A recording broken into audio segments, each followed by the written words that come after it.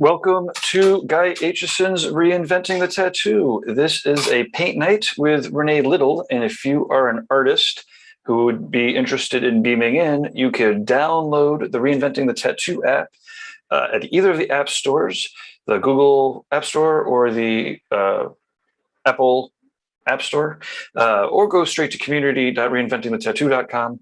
And then when you download the app, the Reinventing the Tattoo app, go click on events, and then there will be a Zoom link, and you are encouraged to join in.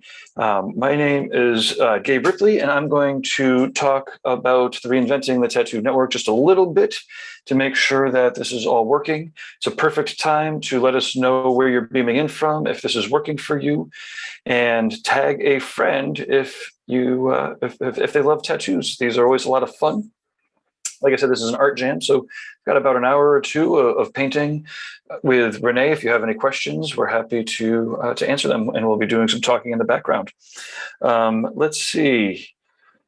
Oh yeah, so Reinventing, this is the Reinventing the Tattoo community that you are now watching, is where tattooers, apprentices, collectors, and the curious all come to join in these live streams or to watch the replays, to share with each other, ultimately inspire each other, and to get better tattoos. Let's see here. All of the art jams and the drawing groups, interviews, discussion panels, webinars, could all be found on demand on our YouTube channel or the podcast directories, or on the app. If you click on the app, you could find them. If you have no idea where to start, because we keep talking about all of this amazing programming, and we're literally streaming out 4 to 8 times a week with amazing programming. So it's a lot to keep up with, but you could always go to reinventing247.com. It's really easy to remember, reinventing247.com. And it's got, I believe, 5 channels going at any given time, including the Spanish programming, which is cool. We have some of the these art jams we have replays of, as well as the Reinventing the Tattoo podcast, interviews. It's fun. It's amazing. Anytime you want, reinventing247.com. And then if you scroll down to the bottom, depending on when you're listening to this, if you're a tattooer, you can answer a couple questions, including your shop address, and we'll send you a goodie bag full of samples. It's got raw pigment samples and Cheyenne tattoo cartridges samples. And yeah, they're pretty cool. So you have to be a tattooer. That's why we want your shop address, because they are actual tattoo supplies. Okay, I have we have weekly staple shows to talk about. These are shows that happen every single week, so that you could always catch them and you never have an excuse to miss one of them. We have like 5 or 7 of them a week, but let's count them all up here. Sundays at 1:00 p.m. Eastern Standard. All these times are Eastern Standard only because we happen to have one office here. Sundays at 1:00, the Reinventing Drawing Group with Jason Leeser. At 9 p.m. on Sundays, the Tattoo Weekly with Lauren Gregory, Jake Meeks, and me. I'm Gabe Ripley. We cover some of the week's highlights and talk about some of the upcoming things that are happening in the week, and then we dig into the archives. We actually had Guy Aitchison on for a short little interview last Sunday. Mondays at 9 a.m. is an early bird drawing group with Kier to start off your week right. Monday at 9 p.m. is subscriber-only exercises with Guy Aitchison, which will actually be later tonight if you're watching this live. It's not too late to sign up. Courses.reinventingthetattoo.com, and you can get critiqued and do exercises with Guy Aitchison once a week. It's amazing to see people's progression. Tuesdays at 10 a.m. is another Reinventing Drawing Group with Ricardo Stravanat with Ricardo S. Wednesdays at 12 noon is the Tattoo Now show, where not only do I do the intro, but I do some interviews and stuff, and it's pretty cool. Actually, this Wednesday, I'm going to go down and do an interview with Christian Perez, probably outside of Hope Gallery down in Haven, Connecticut. Thursdays at 10 a.m. is a fundamental subscribers exercise with Kier. This is an exercise with all skill levels encouraged. Apprentices, sometimes people are a little intimidated to beam in with Guy, but you shouldn't be. But if you are, we have alternative exercises for you to join in with. And then Thursdays at 12 noon, the Tattoo Collecting Podcast. It's pretty crazy. Those are all of the regular shows, and they are free to everybody thanks to the Reinventing the Tattoo community sponsors. We'll talk about them right after we talk about real live shows that, pandemic pending, we will be ecstatic to be at. October 3rd to the 6th, that's in 30 days, I think, a little more than 30 days. Paradise BYOB, we will be beaming out tons of the Reinventing webcasts. All of your favorite Reinventing webcasting personalities will be there. We will also have a ton of seminars, and there's shop tickets. So if you, I think it's 5 tickets for the price of $4, $100 for a 4-day week start ticket. It's a Sunday to a Wednesday. The stage is also going to be virtual.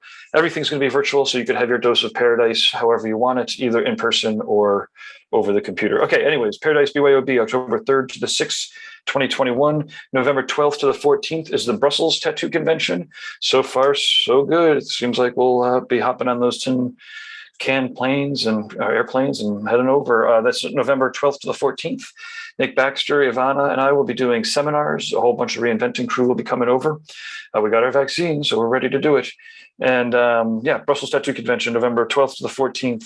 February 5th to the 6th is a Reinventing the Tattoo live event at Red Tree / True Tubes / Hill City headquarters out there with Derb in Columbus, Ohio. Then we'll be back there a couple months later. May 20th to the 22nd is actual Hell City, Columbus, hellcity.com. Check it out. July 8th to the 10th, 2022 is the Rock River Tattoo Art Expo outside of Chicago area, tattooartexpo.com. And Guy's going to be producing a Reinventing track in a really awesome theater designed to teach. And then we'll have like 100 tattooers. That one's right on the river. Let's see, July 29th to the 31st, 2022. These are all 2022. Rubber City Tattoo Invitational in Akron, Ohio, hosted by Tony Urbanik. He makes all the tattoo machine seminars for us so far. I mean, other people will probably do them, but so far he's the guy that's doing the tattoo machine seminars. Lots of interviews too. You should definitely check out that channel. And then October 20th to the 23rd is the Paradise Tattoo Gathering, the Thursday to Sunday full-on tattoo show next year. Again, presuming that pandemic plays out appropriately. I don't know what the fuck's going to happen. Who does? Okay. Ways to support the Reinventing the Tattoo community, professional development, upcoming live professional development and on demand can be found at courses.reinventingthetattoo.com. It includes Guy Aitchison's Canons, which is, it started off as like a 3-ring binder, turned into a book with some DVDs. Now it has gone through a couple of versions of online tools. It's on some pretty awesome educational platforms at this point. There's a mobile app version, there's a web version. Anyways, courses.reinventingthetattoo.com. Click on that canon, and you definitely want to subscribe and join Guy Aitchison every Monday. It's coming up in 3 hours. You have time to do it. Other courses, let's see, we've got Andre Malcolm, BJ Betts, Bob Tyrrell, all have replay seminars that are up there for on demand, and nearly all of the seminars that can be webcast from the Paradise BYOB October 3rd to the 6th will be available for webcast. You could sign up for them ahead of time. And yeah, okay, so that's professional development if you're a tattooer or an apprentice. If you are a tattooer or a client, I suppose, Interstate Inc. LA, their Instagram is at Interstate Inc. LA. Church has, well, for one, great talent. He's an awesome realist. You should check out his sneakers. They are awesome. They have a shop where everyone is clean and sober. So if you are in recovery and want to be in a supportive environment, or you know somebody that should get their ass into a clean environment, Church has a really great thing going, and he's got all sorts of support systems there. You know, somebody could pretty much show up there, you know, rock bottom, but if they've got some talent, he's got a good spot and supportive people to be around. Okay, Interstate Inc. LA. Check it out if you are an artist, a guest, or possibly just want to get tattooed at a place that's supportive of that lifestyle. Inkjetstencils.com has been a crazy great supporter of the show, the Reinventing community, from the very beginning. Check out inkjetstencils.com. They create paper and inks that go into continuous ink printers, so you can do your stencils on your iPad or on your computer, print them right out. It's pretty awesome. Inkjetstencils.com. Rawpigments.co, acrylic-free pigments, so they don't dry out in the cup. They're also vegan-friendly, not vegan-free, vegan-friendly. And yeah, check it out, rawpigments.co or reinventing247.com. Scroll down to the bottom. You might still have time to get some samples from them. WorldTattooEvents.com is the largest, most comprehensive resource for tattoo events. It's getting updated on a regular basis, and convention information is crazy at the moment with shows popping up and going away and rescheduling and all that. WorldTattooEvents.com. I only have 3 more to talk about. Thank you for bearing with us. Let us know how this is working for you in the chat room. And then, share it around, tag your friends. Okay, D-Lize Pro is known as Dermalize worldwide. It is a healing wrap. Actually, I just got the Total Tattoo magazine, and I've got an ad here. You can see all of the, I don't know if you can see this really, but there's like 1 million people that are using this. Ralph Nonfiler's out of control. Paul Talbot, we have some interviews with. AD Poncho is another brilliant tattooer. Neon Judas, it's out of control. Jenna Carr, it's pretty cool. Anyways, they have healing wrap. If you're still using plastic wrap to heal your tattoos, just know that stuff's designed not to breathe. The D-Lize Pro is designed to heal wounds. It's breathable. Check out all their videos. Okay, tattoonow.com. I do technology for tattooers. That's me. Since the mid-90s, I am actively accepting new clients for internet type promotions. I know social media, and I can help you with that. I do dork out on search engines and long-term compounding positive effects. I have a YouTube video, search engines versus social media. Anyways, like I said, I can help you with either of them, as well as making sure that your client relationship software is all in order. This is, if you're getting your awesome consultations from your website that have all the detailed information, that's great. If you're just getting them through your emails and trying to sort them through and they're confused, the software, we could take all those consultations and put them into databases so that they're easy to get to. You never lose your client opportunities. You could blast out, possible clients to fill up appointments. Pretty simple. It's awesome. Anyways, tattoonow.com for your computer geek or business consulting needs. I do some business consulting too, about once a month. And then the founder of Reinventing the Tattoo is Guy Aitchison, guyaitchison.com. And I am going to bring in Renee, and I think she needs to unmute herself. Please leave your positive reviews on the YouTube or on the podcast or wherever you're doing that from. Constructive criticism, management at reinventingthetattoo.com if you're interested in sponsoring or bringing Reinventing to your shop or event. Yeah, same email. So Renee, how goes it? I'm gonna beam in the background here and be a voice of reason. I'll be answering. I'll be relaying your questions or comments from the various chat rooms, the YouTubes and the Facebooks and such. And from there. So Renee, let us know right out of the gate who you are, where you're working, and how people can contact you. And awesome. Thanks again for hosting another awesome paint night. Oh, absolutely. Thanks for having me. It's been a second. I think this is I was trying to think of how many times I've done this with you guys, but I more feel that it's been at least 2 or 3 months since I've done another paint night. And usually I do octopuses and oil paintings. So today I'll do some watercolor just because it's been a while. And I do love my birds, so we're going to do that. Awesome. I'm located out of Oklahoma City, Oklahoma. I own Goldfang Gallery. It's in downtown in the Arts District down here, so it's a pretty cool spot. I have a shop that's a art studio and also a tattoo shop. So we're all really arts minded or fine arts minded. But currently with COVID, we are appointment only and like to hide and just tattoo all day and then paint all day and then tattoo again and then paint again. So awesome. Pretty neat what we're coming out with. But everyone can contact me either through my website on goldfanggallery.com or through my email, which is reneelittletattoos.com, and or Instagram if you want to see my most current up-to-date shenanigans. I'm on there as Renee Little Tattoos as well. Normally, Renee Little Tattoos can get you just about anywhere and find me. Awesome. Hey, you don't have a business card kicking around that you could throw on the camera view? Oh, yeah. We should, right? Here we go. You see this? Yeah, perfect. Keep it up, put it in the corner somewhere. Right. Yeah, that's great. Boop, that's me. Check it out. So yeah, everyone that wants to join us today, please log in. And Gabe will be my beautiful commentator, and voicing to me any kind of comments or suggestions or questions. And he says positive, but I'm always very good into real critiquing. If anybody wants or has any real hard questions, or if I'm leaving anything out, please don't avoid. I'm pretty open with critiquing.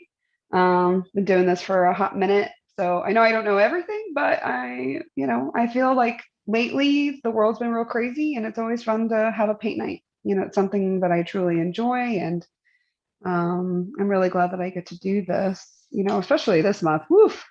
Um, Yeah, getting off. Well, I'm saying I'm like, oh, getting off Facebook and doing this stuff is amazing. As I'm like cruising through Facebook, making sure this is getting everywhere, and like, but I'm trying. I'm like I'm dodging it. Like Facebook's like, don't you want to argue with this person? I'm like, no. I mean, yes, but no, no. I had to Don't you? actually just get off Facebook completely. Like I'll go on there, make sure like, clients aren't trying to contact us about anything too important. Make sure I don't have like a Yeah, cousin that's asking me a sincere question, and then I get off because Facebook, I think, has just turned into a giant, like village pedest or podium, and everyone is just hashing out their random crazy thoughts right now, where you I know, don't. that's one of the reasons I really appreciate the reinventing community because it's all about Mhm. art. And there's people that I want to fight on Facebook and they post up their art on reinventing. I'm like, you're the best. Keep it up. Yes, and I mean, yeah, it's art can be so therapeutic, and it feels like I'm constantly struggling with social media and how it's set up to where it's almost like the defeating type feeling that I get when I'm on there because I'm trying to look for inspiration, trying to see, like, I like supporting my friends, and I know that every time I, reshare or explore, like my friends can see that, and that's keeping them driving and going and making art. But as Hmm. far as like truly just trying to get to the nitty gritty and not just like appeasing someone's vanity, it's like it's very hard to do that with the current situation, Yeah. Well, I mean, the so algorithms aren't designed for it. Hey, so we do. Well, speaking of algorithms and whatnot, though, Jamie in one of the Facebook chat rooms says, "How are you? I hope to get a tattoo on my palm too. Do you have your palms tattooed?" no, I have no palm No, no. tattoos. I've got No. my one here from Corey Ferguson here. He put it in maybe two or three times. For the most part, it stayed in the first time, but then he strengthened it up a little bit. Although it's kind of crazy because I definitely after I got it, I saw a couple people try to hammer it out. You just need to make sure you go to somebody real good, Really good. And Yeah. Corey Ferguson is a legendary tattooer, so second generation, maybe second generation tattooer. Yeah, he's great. Mhm. And that's in there. It's in there. Yeah, it's in there. You got to really slow it down and hammer it in. Yep. I would like to have my palms tattooed, but I don't have. It's really hard for me to just take time off of work and with tattooing. Like even when I Sure. got my the top of my hand done, I did it Mm. on a Oh, that's trip, so cool. I had plenty of time. Yeah, I went to Scotland for this beast. Fuck Daniel yeah. Visquazi Uh huh. did this, and he is amazing. But I had the whole opportunity to heal it because your hand gets to the size of a glove, and everyone's, it's like very in Edinburgh, everything's really touristy. So I was just like waving to everyone the whole trip, like, oh hi, hi. It was pretty good. But no, in December I'm gonna get my other one done, and I'm just thinking about like how am I gonna heal this thing? You Mm. need to really take time to be able to heal, especially a palm, I imagine. But Yeah. Every time you try to put your hand in your pocket, it's like, oh fuck. yeah, digging through a purse, brutal. Oh, yeah, no good. Um, Brutal. so I But do have a couple topics here. If or I mean, I don't know if you want to talk about your process of what you're working on a little bit, or if at any given time you're looking for a question. oh, I've okay, got, yeah. I figured I'd start off, and then we can kind of jam around a little bit, hang out a little bit. I'd like that. Um, so if anyone's watching this and not really familiar with watercolors, I do mine just a little bit differently. Well, every artist does a painting differently, and it's just about the end product and what you want to get. If anyone, my portfolio is online on my Instagram and my website. It has all my bird painting on there, and I have a particular thing that I do. And if you look at there and you like what you see, then this is kind of how I approach it. First, I always mat things down with some good painter's tape. If I use regular tape, it will tear your paper. So get some nice painter's tape. Paper, I'm just using a Canson cold press. And I really like the durability and the thickness to this. You can really work with it. Sometimes if you get cheaper papers, they're either thinner or the quality, like the materials that they're made of, aren't as absorbent. So you'll just keep kind of messing with the paper, and like tattooing, it'll just become like, it'll just be ground up. It'll be, smushed by the time that you're done. So you watercolor, or with watercolor, you do have to be pretty decisive. But at least like the better paper you get, the more play you have. So that's always my key advice with watercolor. And I just buy a huge pack of it and it lasts me for a year, and I cut up my pages to size. Then just to make sure, and I do this in my travel book too. I have a little moleskin book that I've carried around for years, and it's filled with landscapes that of every place I ever go to. I make cool. a landscape. Yeah. Oh yeah. Like I think like 4 people in total have seen these things too. Dope. Yeah, no one looks at them. It'll be like my Freudian papers I'll find when I die. So with that, even I always do like a sketch of everything, like real light. And I love mechanical pencils for watercolor, particularly just because they're so tight. The lead doesn't get all over your, I carry everything in one little case, as you can see here. And the lead doesn't get all over everything. And then I just know always, I don't have to, I'm on the field and I don't have to sharpen anything. And that's like a quick on the field type trick. Because I started doing this for biology in college. So Nice. I've learned how to pick up and go and whip out my quick book and like do a study of a plant or do a study of an animal or do something like that. So that's how I've kind of adapted this branch of doing watercolors. And I think I have basically a rough idea out. And I'm going to do like a little English robin, hold a little bug in his mouth. That's cool. Awesome. Yeah. Yeah, it's got to be doing something. It's got to have a story. So it's like this one just ate something, and now it's the quiet before the bugs check. Not a good time to beat a bug. Oh yes, I think I've just gotten more morbid this last couple of months of being a hermit. Yeah. If anyone out there has been feeling it, this is the thing to watch, because this is what happens when someone comes outside of their cave right now. This is what this is, Kate. Nice. I'm going to fire up. I've got one of your bird tattoos here. Oh, nice. Thank you. The back piece here looks like might be in progress, but it's a pretty beautiful parrot there. Oh yeah. That one's almost done, actually. I'm pretty excited about that. It looks like it's getting pretty close. Yeah, we've gotten the whole top half done, and now she had a little tiny surgery, so we held off from doing from lower back down. Mm-hmm. Oh yeah, it's a little bit more completed than that. Like the whole top is done now. So cool. Awesome. About how many sessions? Any idea how many hours? Or I think right now we're on like 50 hours. Bam. Something like that. Something. It goes by a lot faster than that piece is going a lot by faster than typical for full color. She sits really, really well. She's one of my people that just go to sleep. After working like a whole shift, she just kind of comes in and plops down. So crazy. So nice. Yeah. I did fall asleep once. Yeah. I've dozed off for sure. I think it's possible. It's freaky waking up and whoa. It's still here. Actually, there was twice. Yeah. There was twice. There was once when I was getting my leg tattooed, and then there was once when I was getting my arm tattooed.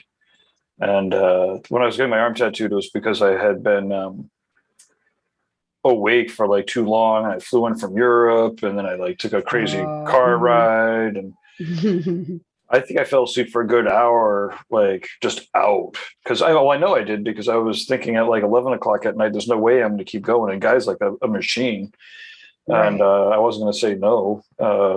And then all of a sudden it Right. was like 1:30 in the morning, and I was like, where did the last like hour go? That it just like Like you just passed went by. out. You are And done. I remember at one point I was like, oh man, I hope that, I mean, I know that no one's ever died getting tattooed. I mean, but what if you go into shock and then but you're asleep and you're getting tattooed? Like, well. But no, I I was, mean, that's why shock happens. It just keeps you alive yeah, right. long enough to get help. Um, it gets you to that glass of orange juice just long enough. Oh, here, I've got your website fired up here too. I'm going to Okay, cool. show Thank off some you. more birds. Thanks. Oh, yeah. Thank you. Thank you. Yeah. No, I've only dozed off like a little bit, but I have some people. I mean, they get to that point where they're just like, I want to take a nap, and I'm like, okay, I got you. Cool. This is pretty amazing Um. peacock here. Ooh, thank you. I do love my peacocks.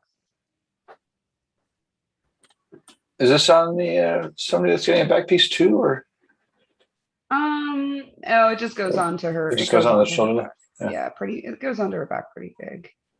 Well, hopefully she'll get the rest of the back piece at some point. Oh, I know. I just finished. One client came in the other day, and I saw him like walking up my through my bay doors or my bay windows, and I'm just looking at him like, man, dude, he came in. I'm like, you look sleep as shit. And because we had just finished like both of his sleeves, and I just haven't like taken it fully in. Like, oh wow, like you are done, and then we're starting his back now, so I'm pretty excited about that. And he's just going to be Awesome. full. Yeah. Eventually they'll all right. Oh Melissa Sink yeah. says, "Hello all, stunning work." Ooh, Yeah. Do you thank you. know? Do you know Melissa? I think so. Yeah, she's like a reinventing regular, and Yeah, yeah, yeah. also No, on I the think. fireside. Oh yeah, I probably listened in and creeped out. Just been a creeper. Just listen. Yeah. Oh yeah. Lurker, lurker. A lurker. Yeah, that's better than creeper. I'm a good lurker. So what I'm I doing know. now is doing some color, laying it down. I was thinking, like, should there be another, like, I could never be Bob Ross, but is anyone missing a little gentle voice? I could do that. Yeah, you could. I could totally Yeah. go like Wisconsin mom or just a nice gentle voice. Hmm. What was we had Inglorious Hoku. Do you know that guy at Mm, all? no. He does a lot of like ZBrush, and he was Oh, on with Adrian Dominic oh yes, yes. yesterday. Oh wait, we got a comment here for you here. Nikki Fairbrother says, "Good idea. So annoying, sharpening all the time." Oh yes, so annoying. Well, I mean, when you're out there, right? Like that's the funnest part about field biology is like you're out there and you gotta make it work with the elements. And I've been reminiscing a lot about college since COVID because I'm like, ooh, maybe I want to go back. But Mm. you really, I mean, it could be raining, it could be really, really it could be sweltering. You could have like already some specimens on your person, and you're just trying to deal with a freaking pencil sharpener and an eraser and all the things. You just pack as light as you possibly can. Huh, that's And it. yeah, I Oh, literally had to make a pack that like zip everything up in a Ziploc bag because I knew it was going to be some bad weather during my hike. So less is more. yeah, yeah, sure. Hey, I've got a phone call coming in here that I should probably catch. So let me bow Oh out. I'll be yeah. right back. Cheers. Okay. Cheers. Billy says, "Awesome work, and current piece is looking awesome too." Oh, thanks. Thanks. Thanks. Yeah, I'll talk about here what I'm doing in this gentle voice. Um, I'm a little lagged on the YouTube, so I'll try to figure out where I'm at on that. So what I'm doing with watercolor is you're basically conditioning your paper the whole time to how you're going to lay down the ink, or I mean the pigment. If I'm going to be wanting a really strong, dense color, like real vibrant and rich, then I could just like water up my pigment and then put it straight down on clean piece of paper. And I'll show you here, take this example. And I'll just like, it's a little bit more rich. It's a little bit more straight. It's a little bit more crispy as well. But if I want to have a nice blend throughout my whole piece or control the texture, and that's once you learn all these different ways you can, how to lay it down, then you can control the texture from there. So, or if I want to have like a varied spot, I'll literally just make my paper super wet. And then I'll have like a line. I'll choose a line. I'll choose a border edge. And then I can kind of go in and you can see how it kind of like buffs up a little bit, but it's still wet. So that means I can get off my brush a little bit and then blend that out. Where this is a little harder, you can see that edge a little bit more strong. It's a little bit more rich with pigment, and then you're just diluting and massaging. And that's why I do think of watercolor a little bit more like I'm massaging the watercolor pigment into the paper than just doing a big slashy whippies. I build kind of like I do oil painting. But I do like it because it is quick. And I like the idea that you guys will actually see like a finished product, where usually the octopuses take so many layers. I'll never be done with certain paintings. So watercolors are a nice thing to pick up if you are an oil painter and you've never touched them before. They're a nice thing to pick up when you're just feeling like you can't finish anything. One. Two, they are really good for studies. Like I mentioned before, like I do a lot of plant life and I do a lot of natural textures. Like that's what kind of my interests are in. If you have similar interests, you can take walkabouts and bring a little book around, a little watercolor book, and be able to just like take some quick studies of color, of lighting, of shape, and you're not having to worry about your tubes of acrylic drying out. You don't have to worry about your tubes of oil, because as you can see here with my palette here, I've had this one for about a year and a half now, 2 years now. I switched over because I did carry this one palette around for so long the plastic started cracking. That's how, well, I think I've had it since high school. But I think I remember I went to this last Health City that was open before COVID. It was so hot that I think that was like one of the final uses of it. It was just, yeah, it was just too much. But I like this one. It's just like a normal like painter's case or calligraphy pen case that I've turned into a watercolor palette. So it holds all my brushes. It holds everything I need. And you can go anywhere and take nice studies of things. And I don't know, I'm loose with watercolors. I know a lot of people that are a little intimidated of them. But to me, they're not. Like I was intimidated coming on today, but this is not intimidating to me. This is fun. This is like, let's make some droplets and smush some colors around and make some happy little, I don't know, happy little bugs being eaten by birds. The bugs aren't very happy. No, bugs aren't happy. Well, some bugs are happy. No, I'm no, pretty they're sure not the ones that are getting eaten by birds. Oh, no.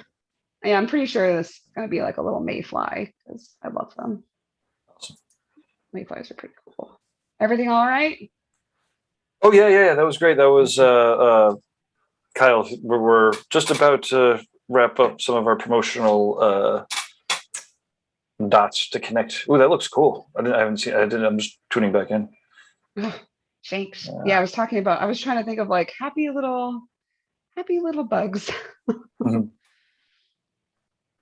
I was talking about the Inglorious Hoku. Oh, you know what? Because I used one of your clips on the Tattoo Weekly yesterday, because you were talking about the Oculus, and yes. did you pick one up? Did you end up getting any more movement in that neck of the art? Or? Yeah, no, I have the Oculus. I've been painting. We're all artists here. I've been painting my DMT trip inside the 3D drawing app. Oh, amazing. Oh yeah, and because I've been trying to paint it, and it's this one proportional issue with it. So I've been able to get inside, my little 12 by 12 square or box, my cube, and try to get the proportions right. Uh-huh. and kind of fine tune it so that I can just screenshot it. And then at least I have my grid already kind of laid out a little bit. And then I'll just have to clean it up because the proportions are definitely hard. And I'm no Sure. Alex Gray. Some of the um, stuff that he's got is so precise. oh, it's so precise. It makes my Aries heart hurt. Uh, You I know, like I just, you must have seen it in person at some point. uh-huh, Some of yeah. those pieces, yeah. Oh my God. Like I was just like, I don't want to give up, but do I say I just want to give up? I can't do this. But we all have our own personal standards. So Oh I'm just yeah. gonna slowly peck at it and it'll be fine. We're all on different edges of the spectrum. Yes, exactly. Some people could, like, I don't know, like some of those lines that are like, I don't know, they must be like 5 feet long or 6 feet long, and there's like 100 of them or something, and they're like all like in perfect like Perfect order. parallel uniformity. Yeah. And well, I dabble in bio, I wish I could do it more, but my clientele has me do flowers and stuff. But there's these swooping patterns that I just don't understand. Mm, Like the level of intricacy to like the mathematics are just so perfect that yeah, I'm definitely not going to try to be him, but what I saw is very, close to that kind of problem solving of like dimension and mm. form. And so the 3D drawing in the Oculus is amazing for that. Like I'm actually having a lot of fun in it. It's a good like getaway.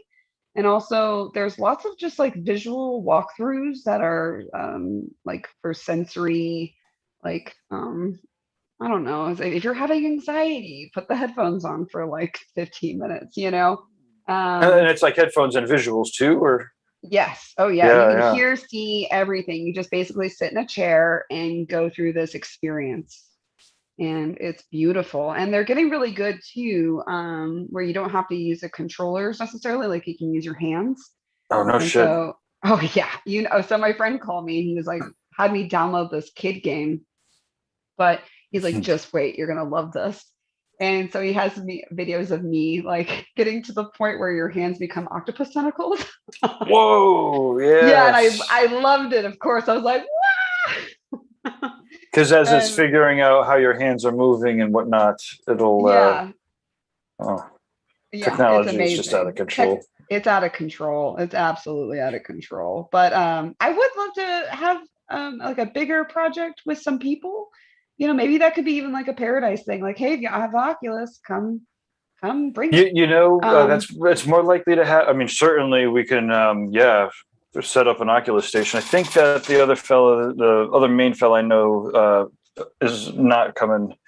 Jordan Ruckus. I think we talked about him last time. He's kind of into that, Mhm. but certainly for the Rock River Tattoo Art Expo, the event that's happening in July near Chicago, Oh, we could definitely set up like an Oculus setup there and that would be attract cool. and attract people. They Right. well, and you should check Because out this thing that they did yesterday with it was Guy Glorious Hoku and Adrian Dominic, mhm. and they were in ZBrush, the new version of ZBrush, Oh, okay. and like the just the interfaces are going like they're so much easier to use these days. It's like we used to have to be half programmer to make 3D stuff, and now it's like molding virtual clay. It's crazy. Yeah. No, I saw a quick preview of that and um oh my gosh. Yeah, like and with 3D printers that are being linked up to it, like we can now just really, if we can think it, we can make it, you know? And I think that's really cool. I love that. Yeah, let me. I'm Yeah. gonna fire up some of this was going on yesterday as like a preview for people, Oh yeah. or not as a preview, as like a teaser or whatever. Let's see. Let me get to a good spot. Oh yeah, you're gonna dig this. Oh, this shit's great. I fell asleep during some of it, but I mean, I can only experience so much. Like this reinventing just doesn't fucking stop. Yeah. It's No, cr- you guys have grown so since I've been on my break, my my world break, you uh-huh. guys have grown so much. Like I've been paying attention even though I've been ignoring everything. Hmm. And yeah, you guys have just like grown and grown and grown with, I mean, it's good that you guys have kept up because like everything keeps growing out there in technology. Like I think that's just like COVID in itself. Like technology Yeah. has just skyrocketed, you Well, it know. was also kind of weird because we reset, right? Or so it was like we just joined, like Reinventing is 25 years old, but we just got the YouTube channel, right? Hmm. And the community has been very interactive. Through the years, guys had the old chat room was jamming for years, and Hmm. but as it moved around and the technologies changed, and then everyone got on the Instagrams and the Facebooks and the forums kind of weren't their center of gravity for a while. Hmm. But then now, not only did we catch up with the technology and, without the tattoo shops, like I could focus on reinventing. And it was like, wait, we could like get back to the top, tier technologies that we could be on. And get that community back, right? So it's so strange because it's like there's this mix of like people that have been following Guy and been part of Reinventing for nearly 20 years or more, mixed with this last year's worth of new people and Hmm. more apprentices that are coming on, and Hmm. that's great though. Well, here let me fire up. This is a stream that we did yesterday. Inglorious Hoku, Adrian Dominic, and Guy Aitchison are demoing ZBrush. And I'm not going to hijack your show for too long, but it'll be good for people to see. Oh yeah, absolutely. Well, can you hear the sound? I think I don't have the sound on. No, not yet. Can you hear that? Can you hear it now? No. Mm, no. You can't hear him. Let me. I need to screen share in a better way, or not in a better way. I need to click the button that says share sound and optimize for clip when I'm doing such a thing. Technology. Ah, that's so cool. Yeah, Dynamesh the because bio. it works like the inflate brush where it distorts the mesh quite a lot. Yeah, if you bear down on it and it starts to build up, it definitely it gives it warts. But sometimes that's exactly what you want. I'm using this brush called the pinch brush, and it kind of makes it's not just enough for it to look cool. You have to be able to really understand the shapes and at least enough to be able to translate it onto skin. And so there's a certain clarity. You want the lighting and the volume and all that stuff to be fairly unambiguous.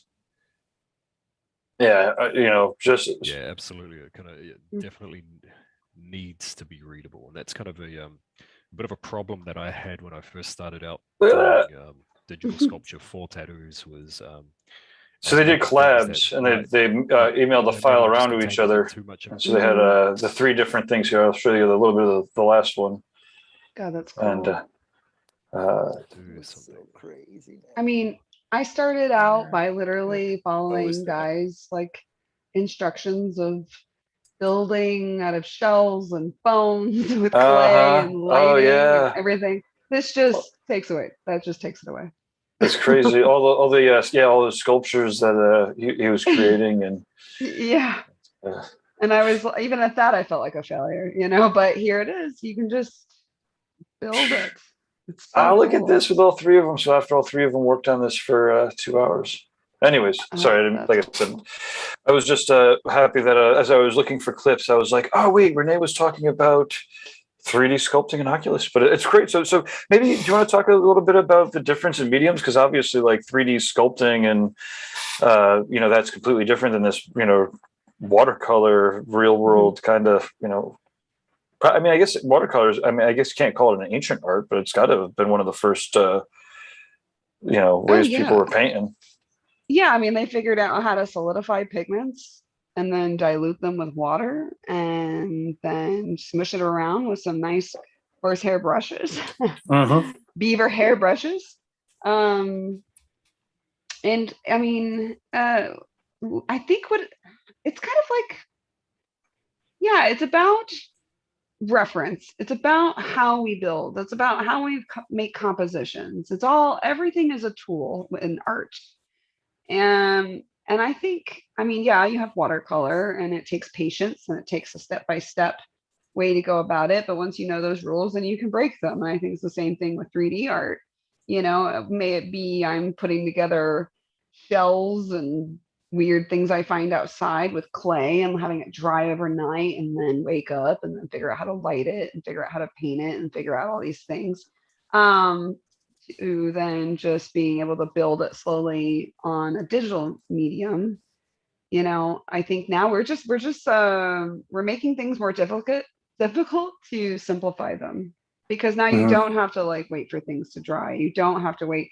Like there's Procreate brushes now for watercolor that are amazing, and it's really, I look at and like what you said, there is all these older folk that have always followed Guy and followed reinventing, and now all these younger kids are coming in. That's a good statement to make, because there's all these really cool things that are coming out digitally now, but yet you still have people like me who are like, oh, I don't even think about getting out my iPad. I think about getting out my old watercolor pad and what brushes I'm going to use. And I like to, I do this. I like literally will like nervously fiddle with my brushes for like 20 minutes before I start like, oh yeah, this one's good.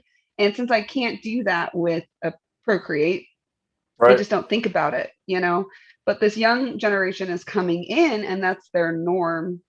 So I think even like we'll like learn, they can teach us, I think, really what's going to happen. Oh, absolutely.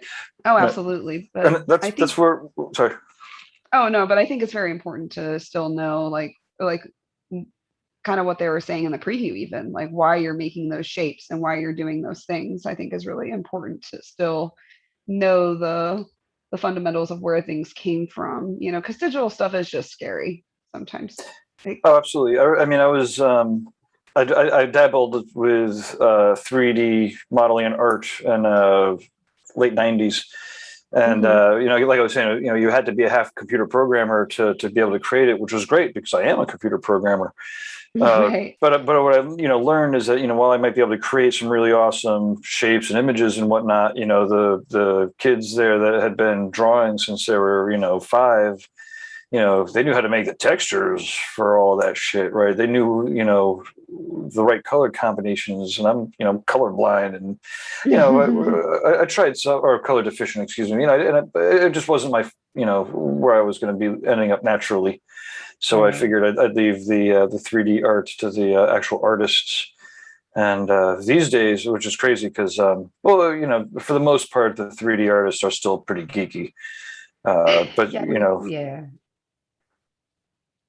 I mean, comes with the territory. I'm like, well, I mean, well, you have to know, I feel like there's so much knowledge that you have to have before, say, you do start a painting. Like I can quickly teach someone a rundown of and just tell them what to get and tell them, this is gonna do this when you do it, but I never really go into the why necessarily unless someone asks, because there's just so much information that sometimes someone just wants to make an image, and you have to be a little nerdy to want to stone ground your raw pigments and then mix them yourselves, and then go into maybe I'm going to start making my own paper, like really, so you have full control. Who is Jay Brown? Do you know Jay Brown from one of the tattoo museums? I think he's out in shit. I hate doing this. It's funny being on video while we're doing all these things.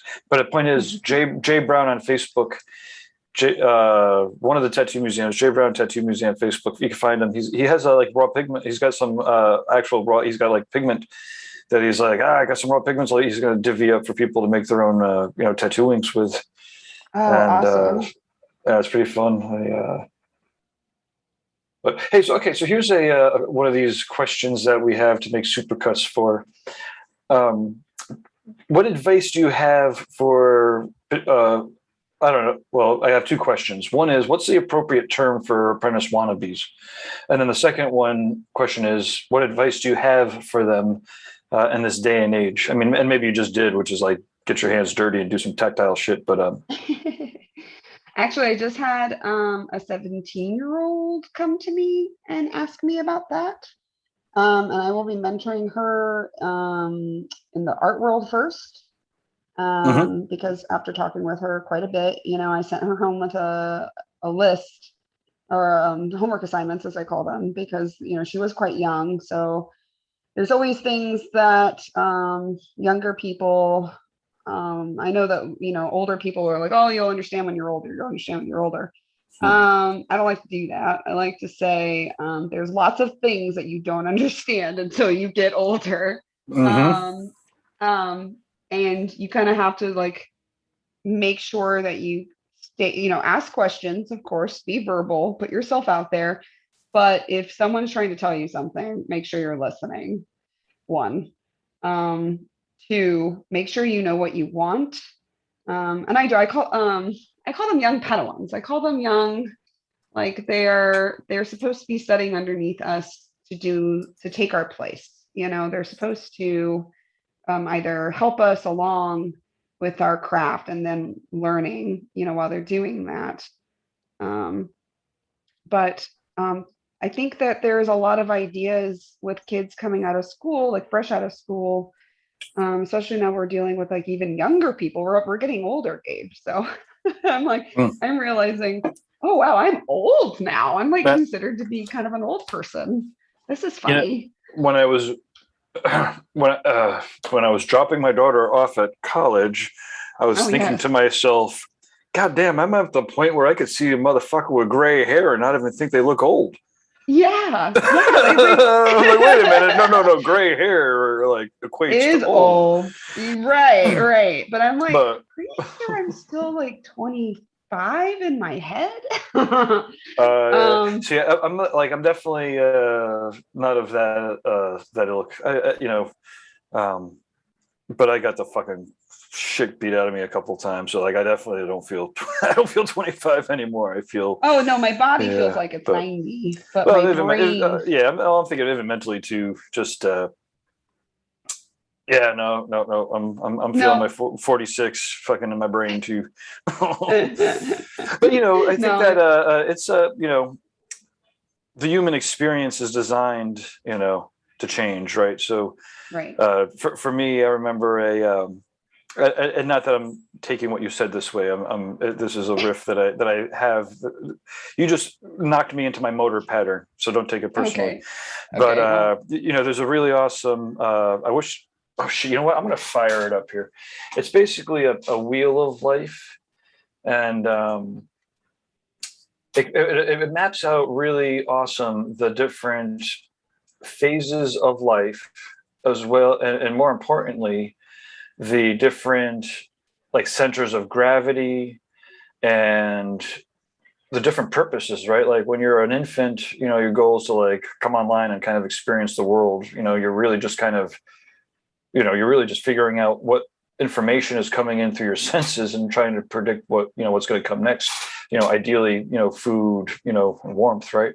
But then, when you're a teenager, for instance, the center of gravity is, whatever, being cool. And so like social activity, not even being cool, it's social dilemmas, right? So even the outsiders are really in tune with social dynamics. That's why they want to be on the fucking outside. Fuck all those people that are on the inside of it. Let me find it. It's so awesome. And it's like, and then it goes into early adulthood, middle adulthood, and then, like elderhood, and I was like, and it became real clear to me. I'm like, and I also know plenty of tattooers that are stuck in their teenage years. Being 10 years younger is just no problems. When you're stuck in your teenage years and you're a fucking 35-year-old person that makes $1,000 a day, that's all of a sudden I'm like, wait, that's it.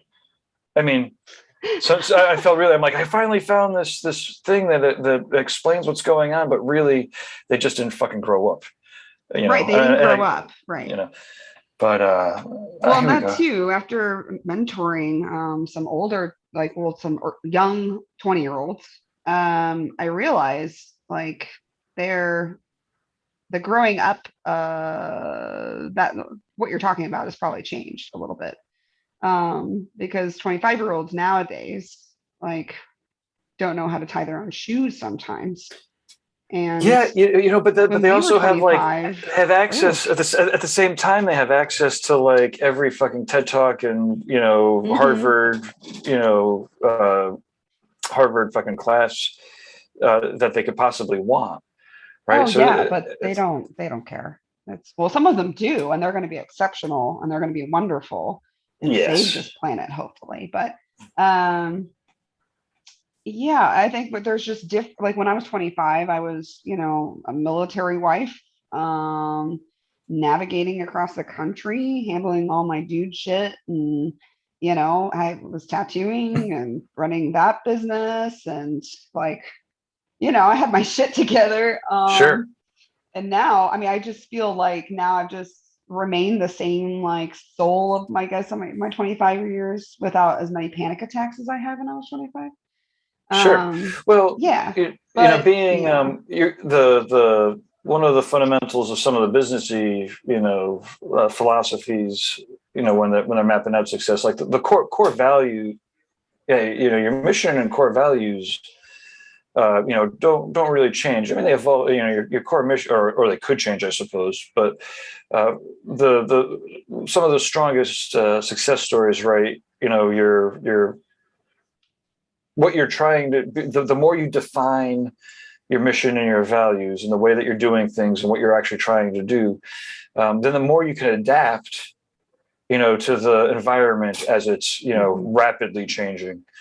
right. And so yeah, so there's certainly certain aspects of my personality that have not changed, and and some of them have gotten tempered in my 20s. But on the other hand, I am definitely way, I got, like I said, I got a lot of hard lessons really beat into me pretty hard. So I'm definitely, Yeah, hopefully I'm way smarter. you're way smarter now. Yeah, Yeah. And that's it. It hurts whenever you learn something, and that's when you're learning if it actually hurts you a little bit, and that makes you grow into a wiser person. And it's just adaptation. Uh-huh. I think of everybody like a plant. If you don't get the best light, you got to figure out how to get that light. So you got to start. Screw those leaves that were getting all the light. Send those leaves that you got to survive. There's a lot that is analogous between growing plants and farms. Like that stuff is like a tangible version of Oh yeah. Those effects. Mm-hmm. Oh, and me, I have plenty of analogies. I love the analogies. Now I'm looking at all of my seminars, trying to find this fucking. Yeah, I want to see what you're talking about. I want to see where I'm at. Where am I at? Yeah. You know what? Actually, you can also use it for businesses. Oh my God, I found it. Oh yeah, let me see it. Because recently I was told that women my age are totally allowed to lie about our age because we're old enough to where it's awkward, but then we're young enough to where it's still awkward. So we just have to tell the people something. Oh yeah. I have no. Like I said, for me, frankly, age is a sign of success. Like I said, these days I see fucking people that are gray haired, and I don't even consider that old. But okay, so how am I supposed to do this? Oh yeah, I do. It's always problematic if you look young, and even though you're not, I've always gotten that, especially with the last name of Little. Everyone kind of shakes my hand for the first time and go, "I don't get it. You're kind of medium sized." I'm like, "It is a strong English name, fucker." And they think I'm being cute. Yeah, everyone thinks I'm trying to be cute. I'm like, no, I just look this way. And that is my last name, for crying out loud. Right. Okay, so let's see. I'm gonna let's see. I guess I'm just trying to. People are gonna see my wrong screen for a while. This is my messy dashboard. Now it's probably all my messages too. Hopefully no one yells at That me is while a I'm doing dashboard this. of someone that uses a computer. You know what happened is I read somewhere that, and I don't want to actually perpetuate this, but instead of having like all these organized folders that make a lot of sense, like a filing cabinet and everything, there was a computer geek and they were just like, fuck it, search, just use the search feature and just make sure that whatever you name your file has an intelligent name and you can save it wherever the fuck you want to. Just use your find feature. And I would say that while that is true, and I live that, it's very disorganized because, like I said, okay. So anyway, so can you see this? Oh yeah. Ooh. So on let's see, like whatever it is, at 3 o'clock, you see there's a stage 1, early childhood, the innocent in the nest. The task is ego formation and the care of innocence, and the gift is luminous presence. Center of gravity is spirit. That really is where my wife spends most of her time. Kim teaches infants. So that's where she's spending her time, right? So what were you talking about? You were talking about your 20s, right? So 20s is probably stage 4, late adolescence. Maybe you could consider that. Leaving home. No, I did that I was 16. Yeah. Well, I left home early too. Mystery and Darkness. Oh yeah, that was definitely 16. So let's see what stage 5. Early adulthood, learning to discover system body and culture. Did that. Late adulthood. I was in the as manifesting and delivery systems for soul work. Did that. Mastery. Okay. Task caring for the soul of the more human community. Oh, that one's hard. Stage 7. That's hard. Not there yet. I consider myself midlife right now because I'm taking a look at my family history and we just did the ancestry.com. Oh yeah. So I'm actually midlife. Oh. It's my joke to myself. That's kind of true, I think. Hopefully not. Let's cross our fingers that, The thing is, we know that the bad news is coming. Bad news is coming. It's just a matter of when and how long it takes. I mean, hopefully the bad news is coming because I don't know. So there's obviously the 2 ways to go. One is lights out, or one is the long, drawn out fucking drama and drama. Yeah, I don't want that. I think one of my friends, it was actually Takashi and Matsumu. He's out of Brooklyn, and we've known each other for a really long time. And I remember he like drunkenly asked me once, "Where do you want to die?" And I just immediately said, "Antarctica, penguin suicide." And he was like, "Wow, most Americans don't have an answer." And I'm like, "Oh no, I've literally thought about this since I was a child, right?" And not to sound morbid, I mean, my family is morbid as fuck. We're Romanian, but I've known that I've wanted to die there since I was 9. I don't know. in Antarctica, I'm down with that. Yeah. Oh yeah. So I've saved up money. So in case I get like terminal cancer, I'm just gonna go down there and nice. Cool. I'm all for it's not very Asian, but I'm all for the life extension. You could freeze me. I'm down for the cryogenics. Really? I'm like, daughter, you freeze me. I'm down with that. No, I'm done. But, if I'm done, I'm done. Yeah. I mean, I do live every day. I try to do my best to live every day. Like if the bad news came tomorrow, I wouldn't think to myself, what the fuck were you doing yesterday? But that's hard. But that said, I do also, I'm also very simple to please. So that's okay. I could like walk around my town 2 times a day with a little weed and be like, okay, I lived a fucking really awesome day today. Yeah. But that's mixed with doing stuff like this and helping amazing artists connect with people and clients all around the world. Right. You've definitely touched like a community, Gabe, and I think that for me that's a sign of living well, is that you've been able to share your life with others and maybe by influencing them, help them live a more joyful life, and that's or at least yeah. Sometimes I joke, I'll leave a lasting impression. You love me or hate me, I'm leaving an impression. Right. No, I mean, that's what I try to do. And to be honest, like even doing paint nights within my own community here, it's really difficult because the community is very offset.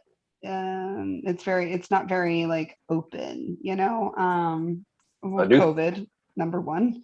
And then it's a very small town kind of feel in a big city. So there are some painters, but everyone is just kind of like they like to stay in their own cave. And then the tattooers are all, they're some of them are still doing, turf wars. So Yeah. you just leave them alone. You're like, have fun, guys. I don't want to. Turf war. No one's ever going to know that I'm going to get involved in the next turf war. My next shop will be, or not my next shop, the next shop that I might possibly partner with will be like in the middle of nowhere with like no social media. Yeah. Yeah. Well, I mean, right now, my shop is doing really well, and I'm like, I don't need to do social media necessarily, but yet that is still there, and that is still part of my responsibilities. And I'm like, After your search engine responsibilities, first update your website, and you have a nice website. Everything's pretty clear. Keep your Google business listing. Yeah, and the Facebook, and the messages. So yeah, and Facebook then and the Instagram Facebook, right and then Instagram, and then Instagram, and then the Google reviews. You got to make sure you respond to those. Then you have your own personal emails after working on the website emails. And then, and I by the end of the day, like my poor clients, thank God, my books have been closed for a hot second now, but there's always that random person that's like, I've been trying to get a hold of you. And I'm like, oh, sorry. It took me, I only have like an hour a day to check my email. So yeah, I'm kind of over it, but that's what it is. You got to do it. Yeah, I'm working more with some with more softwares to help facilitate communications, and I'm using it for tattoo now, like primarily. So I'm I have a little, now that reinventing's kind of getting technically squared away. I'm able to work on like clients in my own on tattoo now, like the old website again, and I'm using some of these new tools. They're amazing. Like some of this client relationship management tools, the CRM tools. People like, I don't know, they keep, like, for instance, on the lower right-hand corner of tattoo now, there's like a little chat bubble, and people put in their cell phone numbers, and like I said, I'm 46, not super old, but I'm not old. I don't have that much gray hair, but like I'm not putting my fucking cell phone number into a chat bot on a fucking computer, to answer any questions. So. I was so distrustful of the mechanism. Within within 6 hours, somebody's asking me a question about something. I answer them. It goes straight to their cell phone. They have their question answered. They're happy. Right. I'm like, holy shit! That within 6 hours, I just turned somebody that could have been, and ambiguity is is always seen negatively. All of a sudden they were able to click a button. I was able to answer them. They got it. Everything was great. And this is the thing, like those interactions are kept track of in the database. That's so like amazing. all the I like history, the fact that there's a database. I'll show you some of the techie tools I'm working with. And because I just switched over my companies because of some, from what to what? Oh, well, actually, it's just, or two. I moved away from this Reaper Tech company. Oh, yeah. Yep. And you know why? I think. I have no idea why, but. Oh, yeah, they had an issue. They had one of those issues, and everyone left. And and now I'm with a private company, through one of the old salesmen actually helped me go through like a private company, and I have just basically like a self-made, it's a made form, it's like a custom form, and it's kind of itemized like that, but we're still fitting all the pieces together, and that's where what you're saying, it sounds kind of cool, because I'm still not 100% comfy with what we've got. I kind of have to manually do certain things. Well, I'm losing sleep over it, so that'd be cool.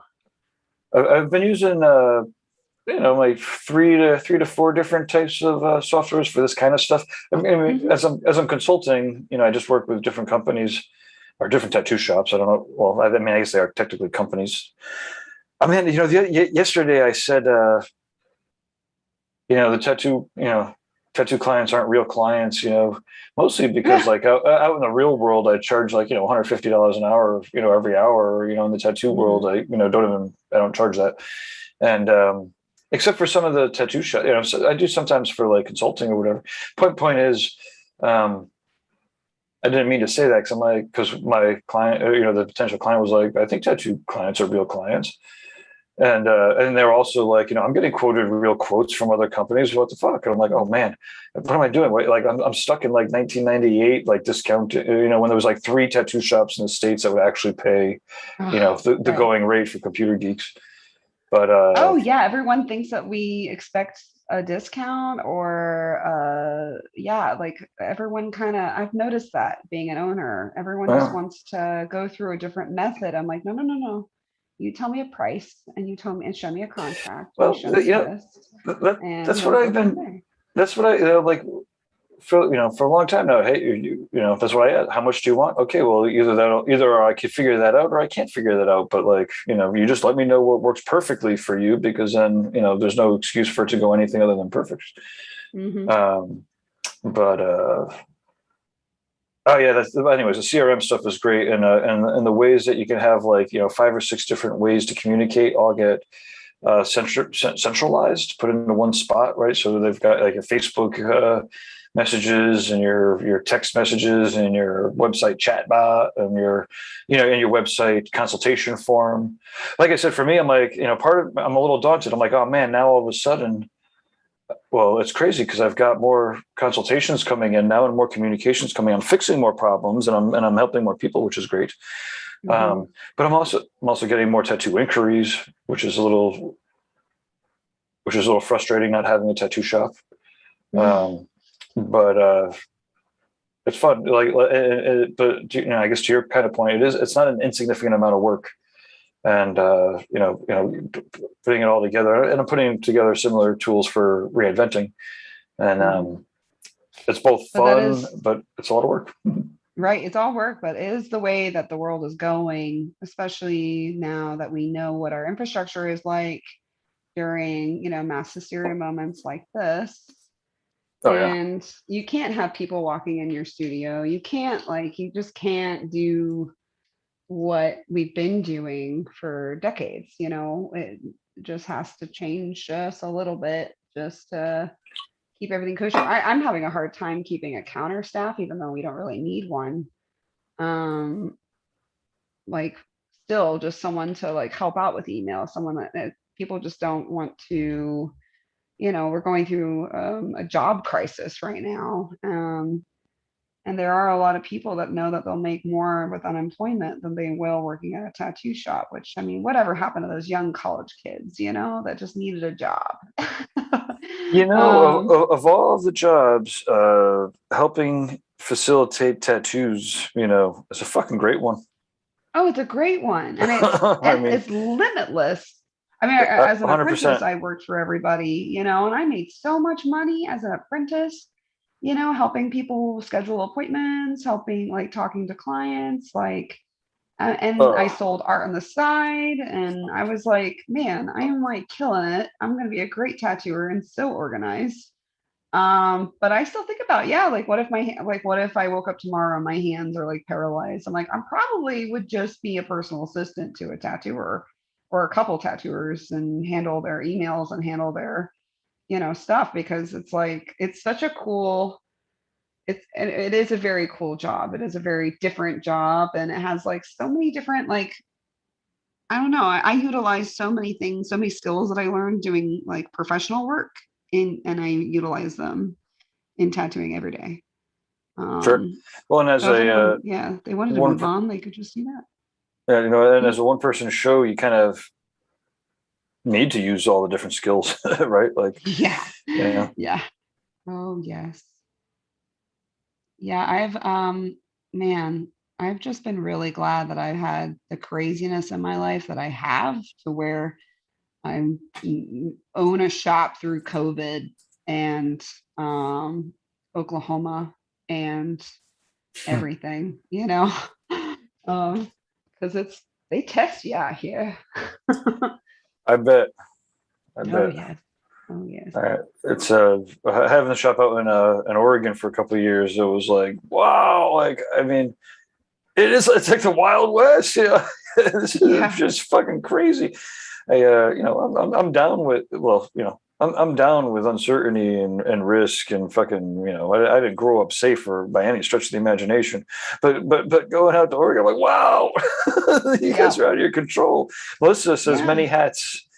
Yes, there. I actually have another slide. It's too many hats, and but to Melissa's point and using the hat analogy, one of the things about business is when you define the hats, then you could actually well, I guess I'm like you could literally change your hats. Actually, wait, no, it's not literally. It's metaphorically. You can metaphorically change your hats, but then all of a sudden you actually can have a little bit of a mental shift and be like, wait, I'm the accountant now. Oh wait, I'm taking off my accountant hat. I'm the marketing person now. And Yeah. but ultimately, if you don't do that and you just start like hiring people haphazardly and like handing off, some of the tasks, but not the role. Oh, it screws you over. Oh, Yeah, completely. It can completely can screw you over just because while you're training that person, you could lose foresight of everything else that's going on because training takes forever. But then, so that's if it's haphazard, like you got to really make sure you have the right people with you and that are for you. That's like the hardest one is to find people that actually care enough to do a good job. Yeah. So they have to be kind of for you, someone could be super excited and be like, oh, I want to be involved and this is great. But you're like, yeah, but do you know how to be involved? Do you know really what this job is? And that's also my advice to anyone that wants to apprentice. Like, do you really know what it is we do? Or do you know it from TV and what you've seen? It's hard to, and then plus, if you give it to them and you trust them, then when you revisit and you realize how much they've either screwed something up or then you're doubly delayed and doubly behind and you're out of some money because they were employed by you. So it's I've had in the beginning some luck like that, and then I've just decided to nope, just gonna keep my eye on everything, and I just regulated my schedule so I can do certain things on certain days. I kind of take a route where I will book out time just to even freak out about something if I need to, and I'm like, Nice. oh no, not thinking about it right now. I'm doing this. Because if I didn't, I wouldn't get anything done. Like Tuesdays are my working with prints and art days. And then like every day I try to do art, but even then you can burn yourself out if you're tattooing as well. So I try to at least stick aside art days while I do all my managerial stuff. So I'm still multitasking, at least getting some of my stuff in, because I still see like even painting as like just a craft you have to keep up. If you don't, you forget it, Yeah. Well, everyone's progressing. Everyone's progressing, right? Got to keep up with them. Let's see. Melissa says, "Yep, lots of laughter, or LOL, or laugh out loud. Laugh out loud. You're so old. Shit. So hard. I'm not turned. I'm fire. You're so on fleek. I'm fleek. I'm on point. Yeah, wait, you're so fleek. Okay, so wait. Sorry. She says, "Yup, LOL. So hard letting go of what is necessary to move forward." Oh yes. Tell me about that. What are the? I want to say there's 4 killers now to a tattooer's life or an artist's life. And what was the old proverb of like sex, drugs, and women? Relationships and vices and anything that gives you the sense of comfort. Sometimes you just have to nope, I'm doing this because this is way more important. And as an artist, I have to say even that I've had to like separate myself from some just negative crap because I was like, wow, I'm noticing that I'm not painting in this situation, or I notice that I'm like not even wanting to think about things in this, whatever that might be, this situation, you know? And that's like, we have different lives than like a 9 to 5er, you know, we're having to like produce material out of our heads or have the concentration to be able to look and to be able to replicate. And even when you're in the business of art, you have to be on the game. You have to be on your game. You have to, you know, stay up with technology. You have to keep up with different methods, you know, keep yourself in the community, keep yourself present, you know. I feel like this is like, this should be an apprentice, like, let's listen to this podcast, young folk. Like, listen to these old people talk about the future. Mm-hmm. Well, it's a lot of people that are listening. It's one of the reasons why they do.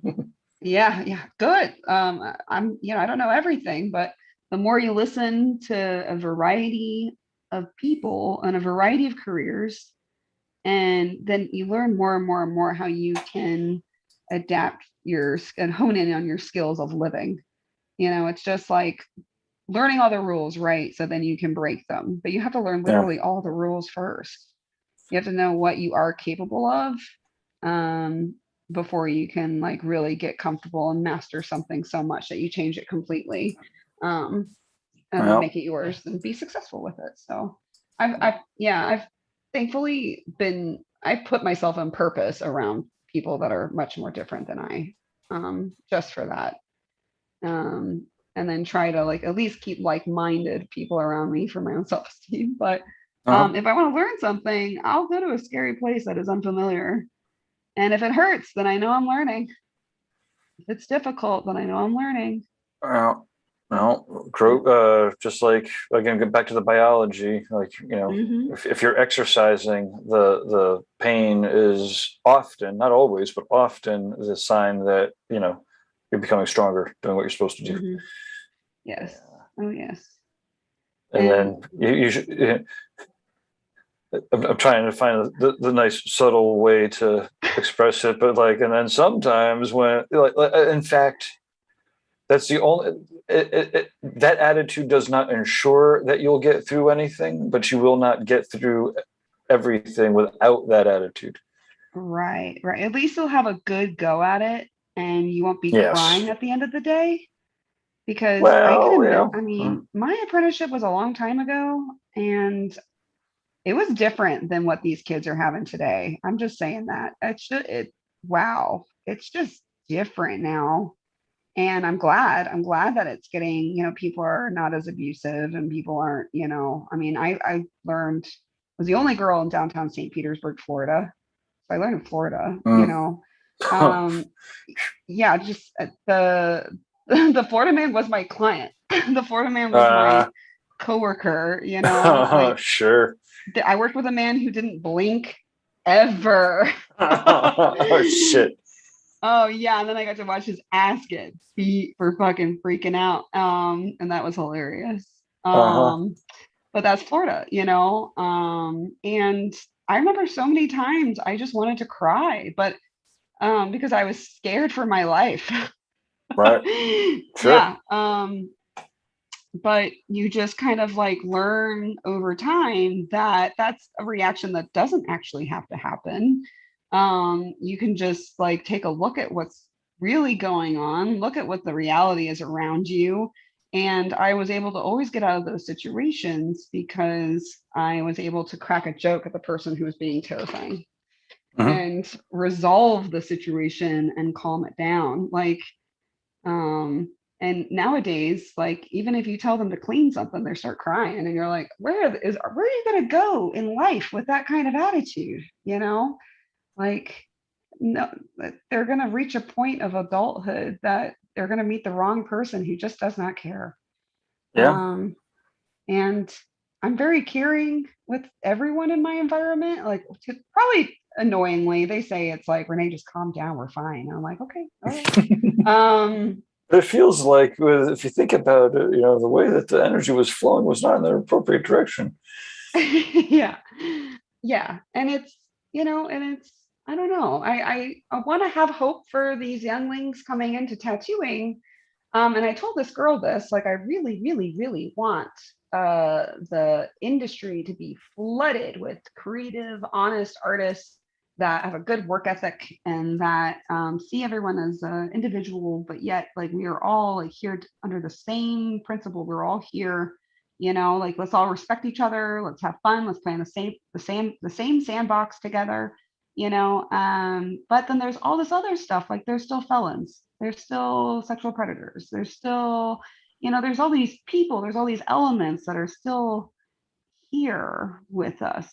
You know, and they may even reformed, they say shocking things and they do shocking things. And I'm scared that I'm actually worried that a lot of these younger generations are just going to screw this. I'll be a graphic designer. And so I remember when the tattoo shows first started going or first started happening and everyone was kind of freaked out about them. The tattoo TV shows.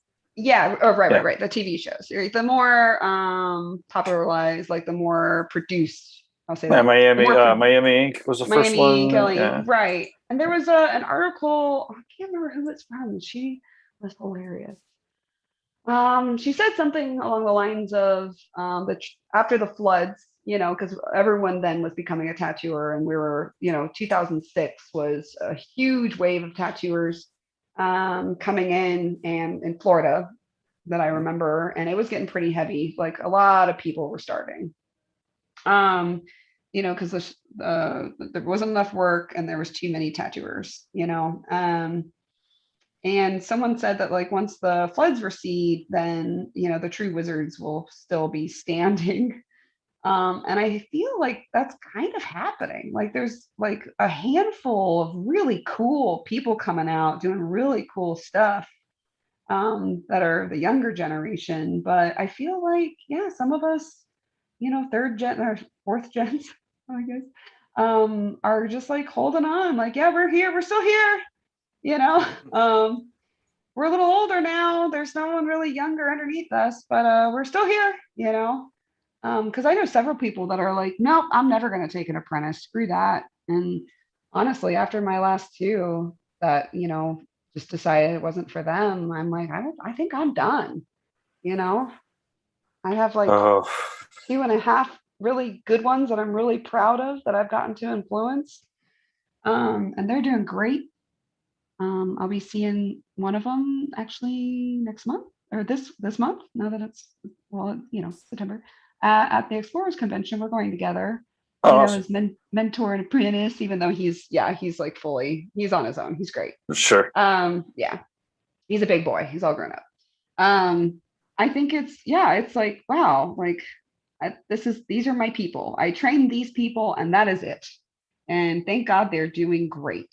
And they're all older now. They've all been solidified now for like the last 6 years, Nice. like, yeah, but that's it. Like, I don't think I can even talk to someone anymore that's younger, about what we do, because I'm generally concerned for them.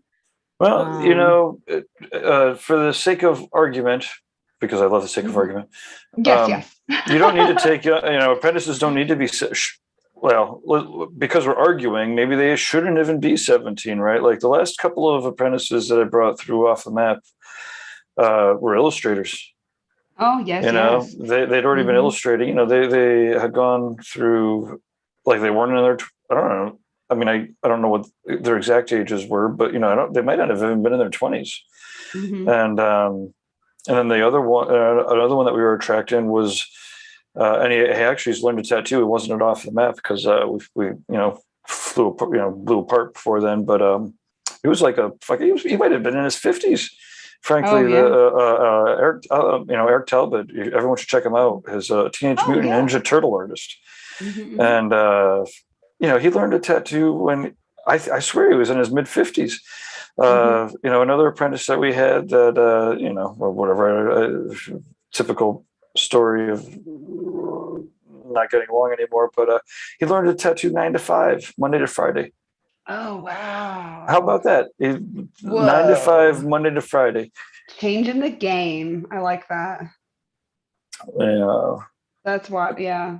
But I mean, they're allowed to do that, like they're allowed to change it. And yeah, I had one instance with an older, I think he was 42 and he was an artist. He had just realized that he was an artist within the last 5 years. So he was really feeling good on it, but then just thought that, oh, like tattooing must be just all art. Mm. And as soon as he started learning about like bloodborne pathogens and organization and things like that, then he dipped, he bounced. He's like, no, this is crazy. I'm like, oh, okay, cool. At least you know that. Good.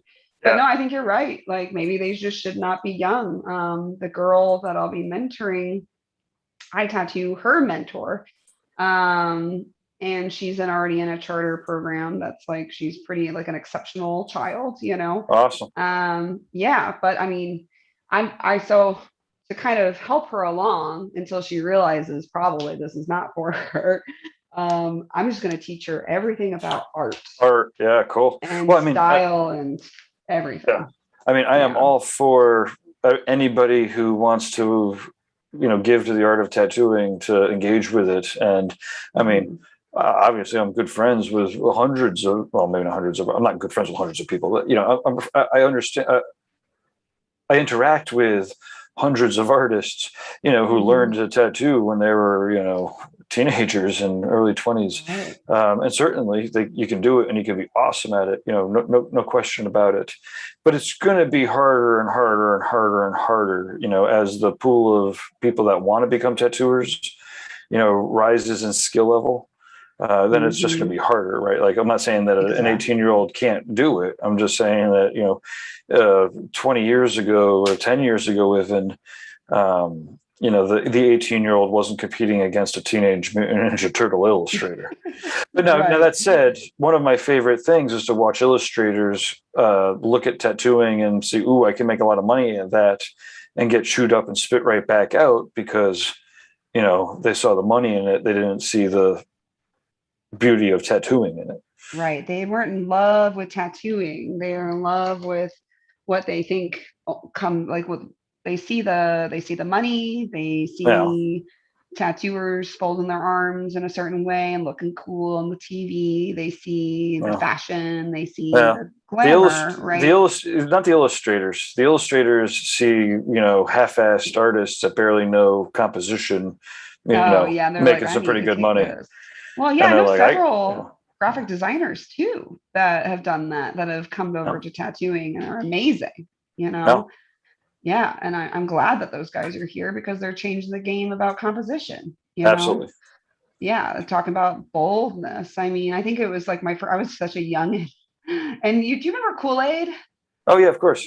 Yeah, he's coming back around too. He's like, oh hey, I'm out, I'm here. He talked to me the whole time he tattooed me, and I was a young.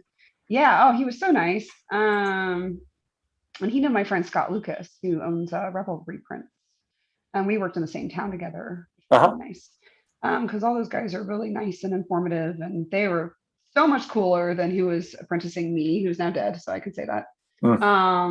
And yeah, I'm just really fortunate that he told me he was a graphic designer, and he talked to me about how that's really helped him, and he was so yeah, I think and we talked about composition, we talked about his inks, we talked about everything.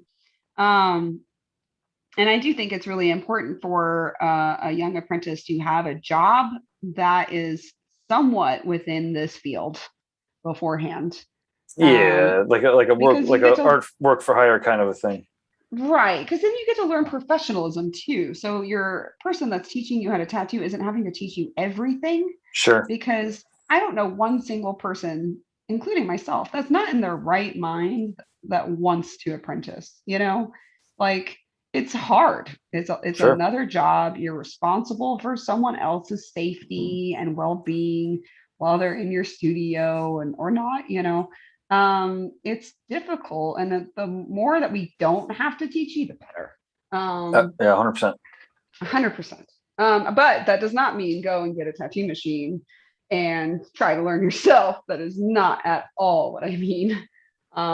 Because there's a lot of that going on too. They're like, oh yeah, I got a machine and I've been I've been, fuck, and what I hear them saying is, oh yeah, I've been fucking people up, spreading hepatitis, Yeah, on completely. the Yeah, for sure. completely. And you're like, no, stop. And they're like, why?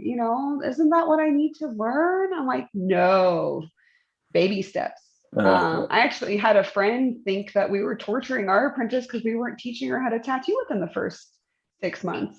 They're like, well, don't you want to, doesn't she need to know that? And I think this actually led to her quitting too. I think he went and he was like, this is just weird. And I'm like, no, this is standard. I was like, it's like teaching someone, how to fly before they can walk. It's like you're teaching someone how to hold a weapon and give all of our friends hepatitis, and then, so it's like, no, once they realize that, yes, they want to do it, they want to do this, then you can go for it, because I had to prove that to my guys too. I mean, and they were really, really dramatic about it. Now that, Sure. Yeah. Oh yeah. I mean, it's a great job, it's but it's also easy to fuck it up, right? And so part of that process is to fuck it up. You got to do it as perfect as you can the first time. Mm-hmm. And I mean, obviously we all have bouts of impatience, but with tattooing, and again, it's not like tattooing gives a shit either way. It's just going to make sure you pay the consequences for being impatient. Yeah, exactly. Like watercolor here. If I'm impatient and just want to take my flat brush and just whoosh, whoosh, whoosh, whoosh, whoosh all around, right, my painting's going to be really shitty. So, here I'll actually talk about what I've been doing here, because I think I'm kind of off a little bit. There we go. I've been kind of nitpicking over some leaves and some stuff. And I've just been making my painting a little bit more clear in there where I want to. And I'm just focusing on background first as much as I can before I attack our main star here. Because if there's even a little bit of overlap or a little bit of seepage, I'm just going to cover that right up with pigment. And building background is really important to your composition and making sure that your little creature has a little home in there. And making sure you have your contrast too before you lay down your lights, because like tattooing, watercolor is very much, if you can, lightest to dark. Sometimes I'll just go, but I like to build my dark out for my background before I start laying down colors as much as possible, and let that dry. And that's most important. You got to let it dry. So I kind of work cylindrically throughout the painting while things are drying at certain times.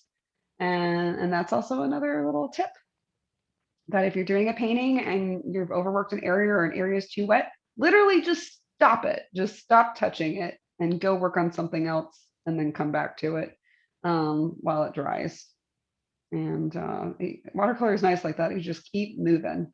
If you don't like something, we can Bob Ross it and say, you can make it a little happy accident, oh, that's a little splashy leaf there. Okay, cool. Moving on. Nice.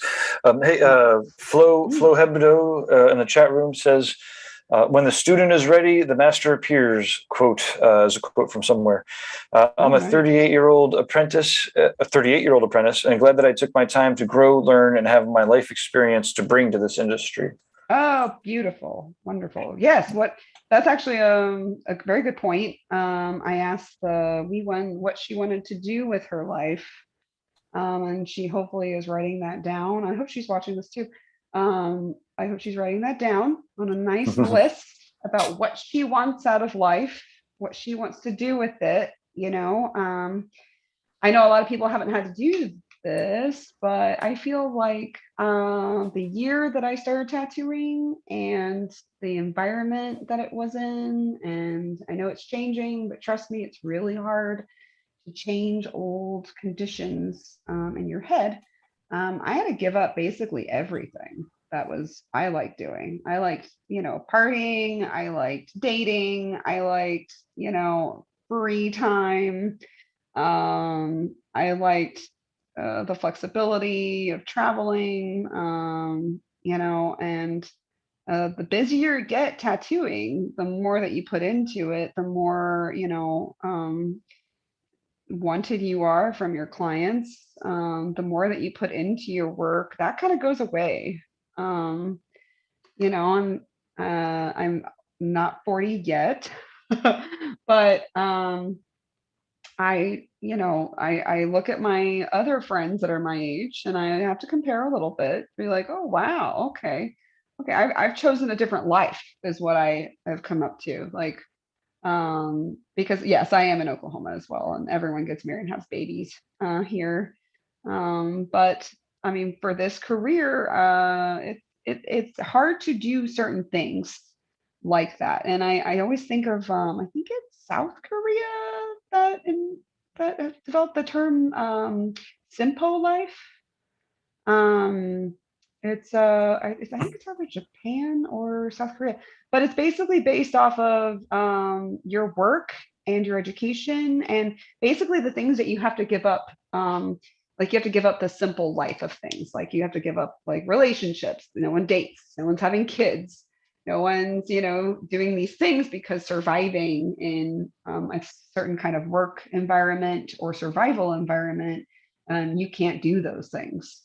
You have to spend all of your attention doing something else. So, and again, this isn't for everyone. Everyone can change the game and either work 9 to 5, and control like what they do. But I mean, my young girl that wanted to apprentice under me, right off the bat said she wanted to be a tattooer, a shop owner, all these things. I'm like, whoa, whoa, whoa, whoa, whoa, settle down your horses, because you can't have everything. It's very hard to have everything, and have a healthy lifestyle while you're doing it.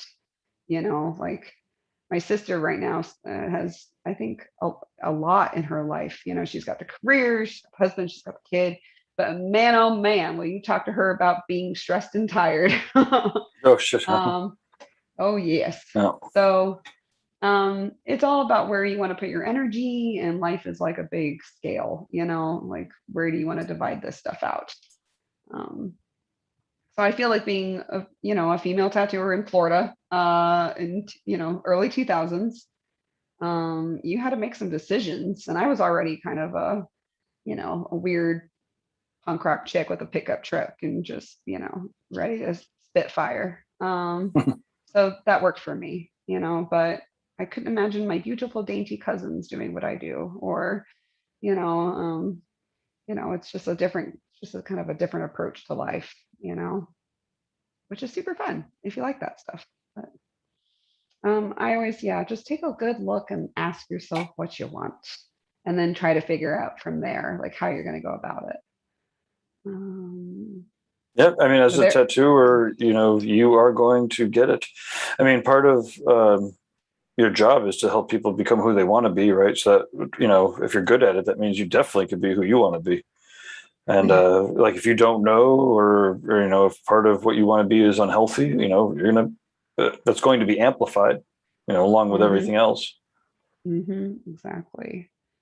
And I can't tell you, I mean, too, like, how many tattooers are just like, we lose them at least once a year. We lose one to suicide or something, like. Sure. I've met so many, artists that, I mean, I met Likeness right before, stuff happened. And I was like, wow, that man hates himself. And everyone else, like, your life doesn't have to be that way, and that's the box that sometimes we put ourselves in when we feel like we have to. I picked up and moved to Oklahoma and opened a shop because I was starting to feel that way. And it's a different life, but man, at least I don't feel like, I feel very encouraged, by my environment. I feel I feel like I'm doing some good, by providing a shop that I have for people, because it is a little scary out there, for any transgender or, gay, straight, friendly. Sometimes, there's only a couple shops that I would even refer besides my own, for people that are just not white, straight man, Sucks. to go work at. And yeah, and I mean, they tell me, and I thank God, my staff really does, they at least let me know that they are glad that I provided a space for them that's safe, because they know that I've had a couple things happen while I've been here that thankfully I was lucky enough to get out of. And that's just the reality. So Yeah.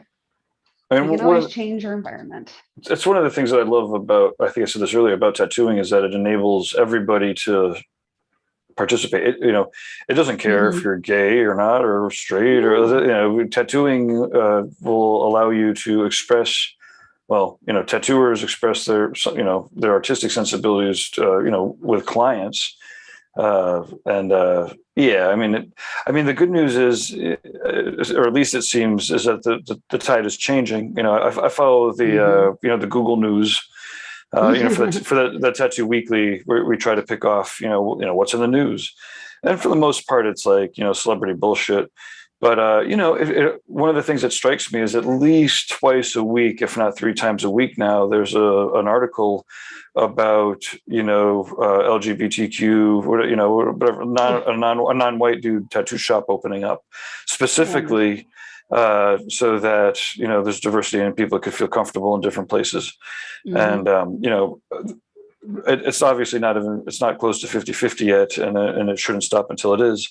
But there's definitely at least been some times where I'm like, wow, there's like I said, sometimes there'll be 3 to 5 articles of this nature a week happening. Yeah, that's amazing. But maybe not quite in Oklahoma City yet. Not yet. We're getting there.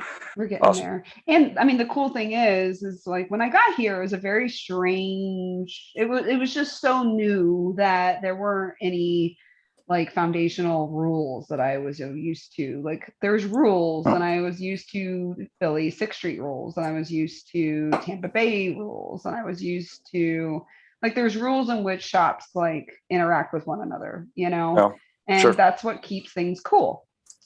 And everyone was super friendly, and everyone was super like, oh yeah, like we're out of thermofax paper. Let me go ask the boys at blah, blah, blah, or hey, I'm going to go draw with so-and-so at this shop, does anyone want a coffee? Like, and there's none of that here. Rough. None of it. But the cool thing is within the time that I've been here and the time that I've opened up my studio, there has been there's been my age group opening up studios, and we get along and we can do that, so right. Yeah. I feel like, like the old weird generation, and they're not even old, but like the mentality is hopefully dying off. And I mean, I started out by sending a postcard to every single studio in this town when I opened up, and I invited them. Yeah. Sure. I invited them to a little party, like, hey, I'm your neighbor, I'm not your enemy. Right. Sure. Because none of us are starving. Like none of us should be. If you're a decent person and a decent artist in Oklahoma, you can make money. Like there should be no feud. And you know how many people showed up? Oh shit! I don't even want to guess. Like 5? No, I don't know. No, I mean my friends more than 5 people. How many artists though? How many? Oh, I mean, okay. So the people that shop wise that I invited. I mean, it was a good shindig with friends and clients and all that. Our people showed up, no problem. But invitees of other shops, and this is before my homies opened up theirs, 1. Oh, Jesus. Yeah. Sad. Really crazy. Yeah. Sad. And he sells for Industry, so we're both sponsored artists through them. So he's a homie. But I was like, wow. Okay. Cool. And I did it like kind of knowing that that's what would happen, but I just still did it. I wanted to see, sure. Like I wanted to see, but oh, wow. Yeah. Wow. So yeah, it's time for a change in this industry for sure. And it's about attitude, and it's about, like not threatening and not, I don't know. It's just so bizarre. But I mean, I already went through South Florida, and I already went through, the grievances of being the only woman all downtown tattooing. So the stuff that's happened was I already kind of had a head on it, you know. I already knew what to say and just be like, whatever. Like someone did straight up threaten me when I opened up, and I just laughed. Yeah. Yeah, like okay. My Uh, apprentice at the time heard it. She's like, "What the fuck was that?" I was like, "That was some old school shit." uh-huh. So yeah, I was like, "Wow, that's just still happening." Okay, cool. Oh, fucking out Whatever. of their So minds. they're out of their mind. So I just made sure my insurance on my windows was really good. There you go. Perfect. Yeah, It is. It is worth getting good insurance. That was something where I was always, cheaping out on. And then, when time comes, it's like, oh, you could have been insured against that if you paid like, $50 a month more or whatever. I don't know. Oh, Okay, right, so let's see right. here. Melissa Sink says, I use the. Sorry, let me rephrase this. I use learned graphic design skills every day. So the graphic design skills that she's learned, she uses every day in her tattoo. Oh yes. Yeah, and it does. Like that's, I actually got a youngling that was fresh out of art school. But without the job practice, because I thought, oh, cool, art school, I went to art school. Maybe it's the same. Yeah, we should know the same thing, like fundamentals, right? Yeah. But she didn't know what, like how to do a figure study. And, when I found this out, I just kind of got stunned a little Like, did bit. she go to art school? Yeah, like she went to art school for 4 years. I'm like, what do you mean you don't even know what one is? Because I was like, I showed her, like, no, this is a figure study. This is how you approach it. She's like, yeah, they never taught us this. I'm like, oh, Yeah. oh It's dear. there's definitely like art schools there's a wide variety of them, of course, but yeah. And then Yeah, students so also bring their own thing into it, but yeah, exactly. But there's a learning curve for sure with taking on an apprentice, for the teacher as well. There's a learning curve there. oh yeah. About what they know and what they don't know. What do we teach you? Sometimes it's really good to know as well what kind of learning style you do have, and that takes time. I learned mine pretty early on because I've just been mentored for years, and so I either had someone tell me or I just figured it out. Like I was told I'm a visual learner, and I am. And once I was told that, I realized, oh yeah, if I watch someone do something, I'll learn it. And so then I know how to apply it. Like if I really want to learn something, I know that I can just literally stand behind someone for like a half an hour and figure out exactly what they're doing. And that's why conventions were, that's why I really, really, really liked them. Because I would just, what was the word? Lurk. I'll just lurk. Lurking. Because I'm if you see me staring at you at a convention, that's what I'm doing. I am learning everything you're doing. I'm sorry, but even if you don't want me to, I am. So learning, I mean, some people are audio learners, some people have to write things down, some people have to, so through experience and through practice, that's it's good to know coming into this, so how to tell your mentor, this is how I learn, and be honest with it, because they're going to expect you to learn from there on out if you say that. So no experimenting, just come in fully prepared to experience, what it is, and learn some weird knowledge about some weird stuff that you've never, thought of before. And oh man, yeah. And I don't know, I love it. It's fun. It kept me, I mean, it's not all that bad. I'm obviously still doing it. I just still love it. And I'm definitely part of the generation that, is trying to change it from what it was. Because I learned from bikers and one not so scary person. No, just one. I Yeah, had one. Yeah. It's definitely great to see the diversity enter in, and it's the bikers have a place, but it shouldn't be the only. Clearly, shouldn't be the only place. Clearly, yeah. No, and they do, and they're great within their own, like what they have wonderful things to say sometimes, and they've got good jokes. They had a different bedside manner that sometimes I find as genius. But again, that's where like everyone has something to offer. and I feel like it was just monopolized for quite some time by, the biker dudes. That's what everyone thinks about sometimes still if you talk about tattoos, oh, you must be like a biker. Or yeah. We're in a very progressive area here, so even the bikers, they're ice cream bikers. Oh, yay. Yeah. Oh, yeah, we still got some bikers here in Oklahoma. Sure. I haven't really seen any. We had like one little scare at another shop that I was at, but it was fine. Like I greeted him at the door before he had a chance to come in. Mm. And then I was like, hey, what's up? Let's go to this other room. Let's talk. And then doors were shut. And then he came out and he was inviting me to a cookout. And my boss was like, what did you just say? And I was like, well, he was going to come in here and try to intimidate us. And then I throated him with Nice. my charmingness. Like, I'm so Awesome. charming.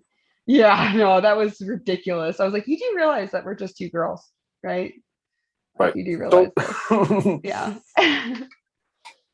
And my boss was younger than me, and she was definitely, from Denver. She was like terrified. She was like, what's happening right now? Yeah, I was like, I got this, girl. Yeah. Nice. Yeah, good save. Terrifying, but good Yep. save. Yeah. That guy's actually been pushed out of Oklahoma since then. Oh shit. Yeah. Hell yeah. Hallelujah.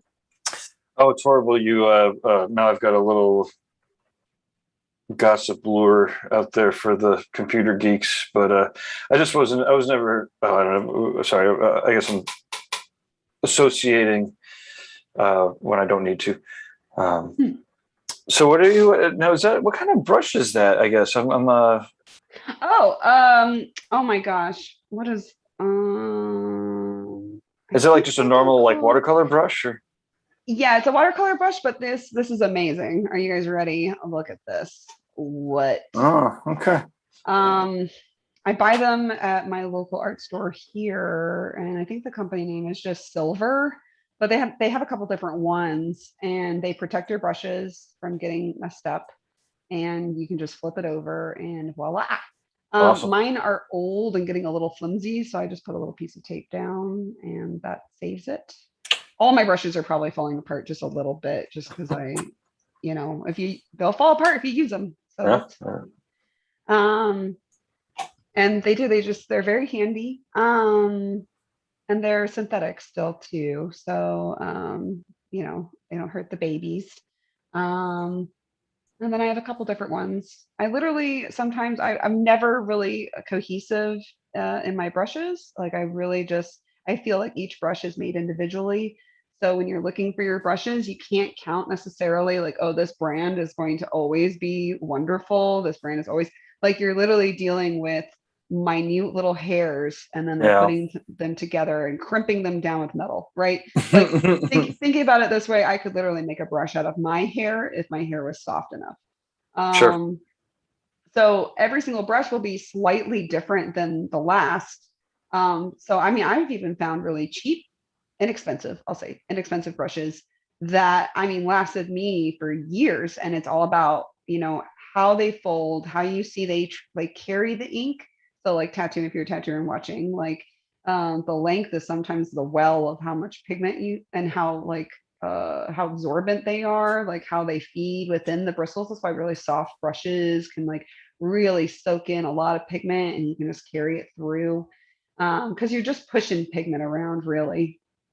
But make sure you take care of your brushes, and just they are your tools. So make sure, before you go home that they're conditioned well. Man, I've almost murdered some friends because I've watched them use my brushes aggressively, and I'm like, do you know how long I've had that brush for? What are you doing? So awesome. What are you doing? Yeah.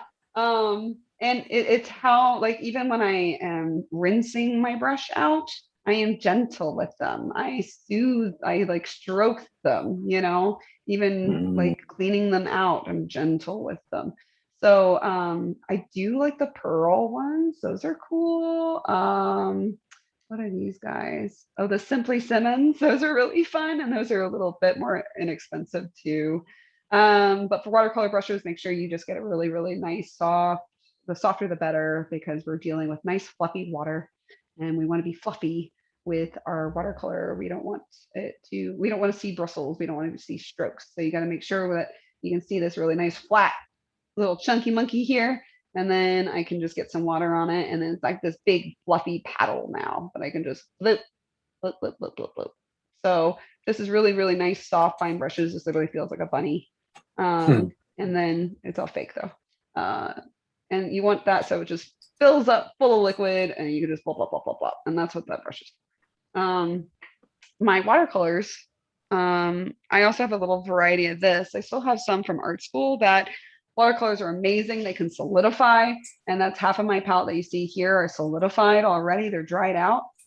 But the really, really good watercolor pigments, you can just get them, you rejuvenate them and just get them wet again. And they're great. They're just like out of the tube. So I use, I'll get some examples here. The Winsor & Newton, they also make liquid, they also make inks and liquid acrylics.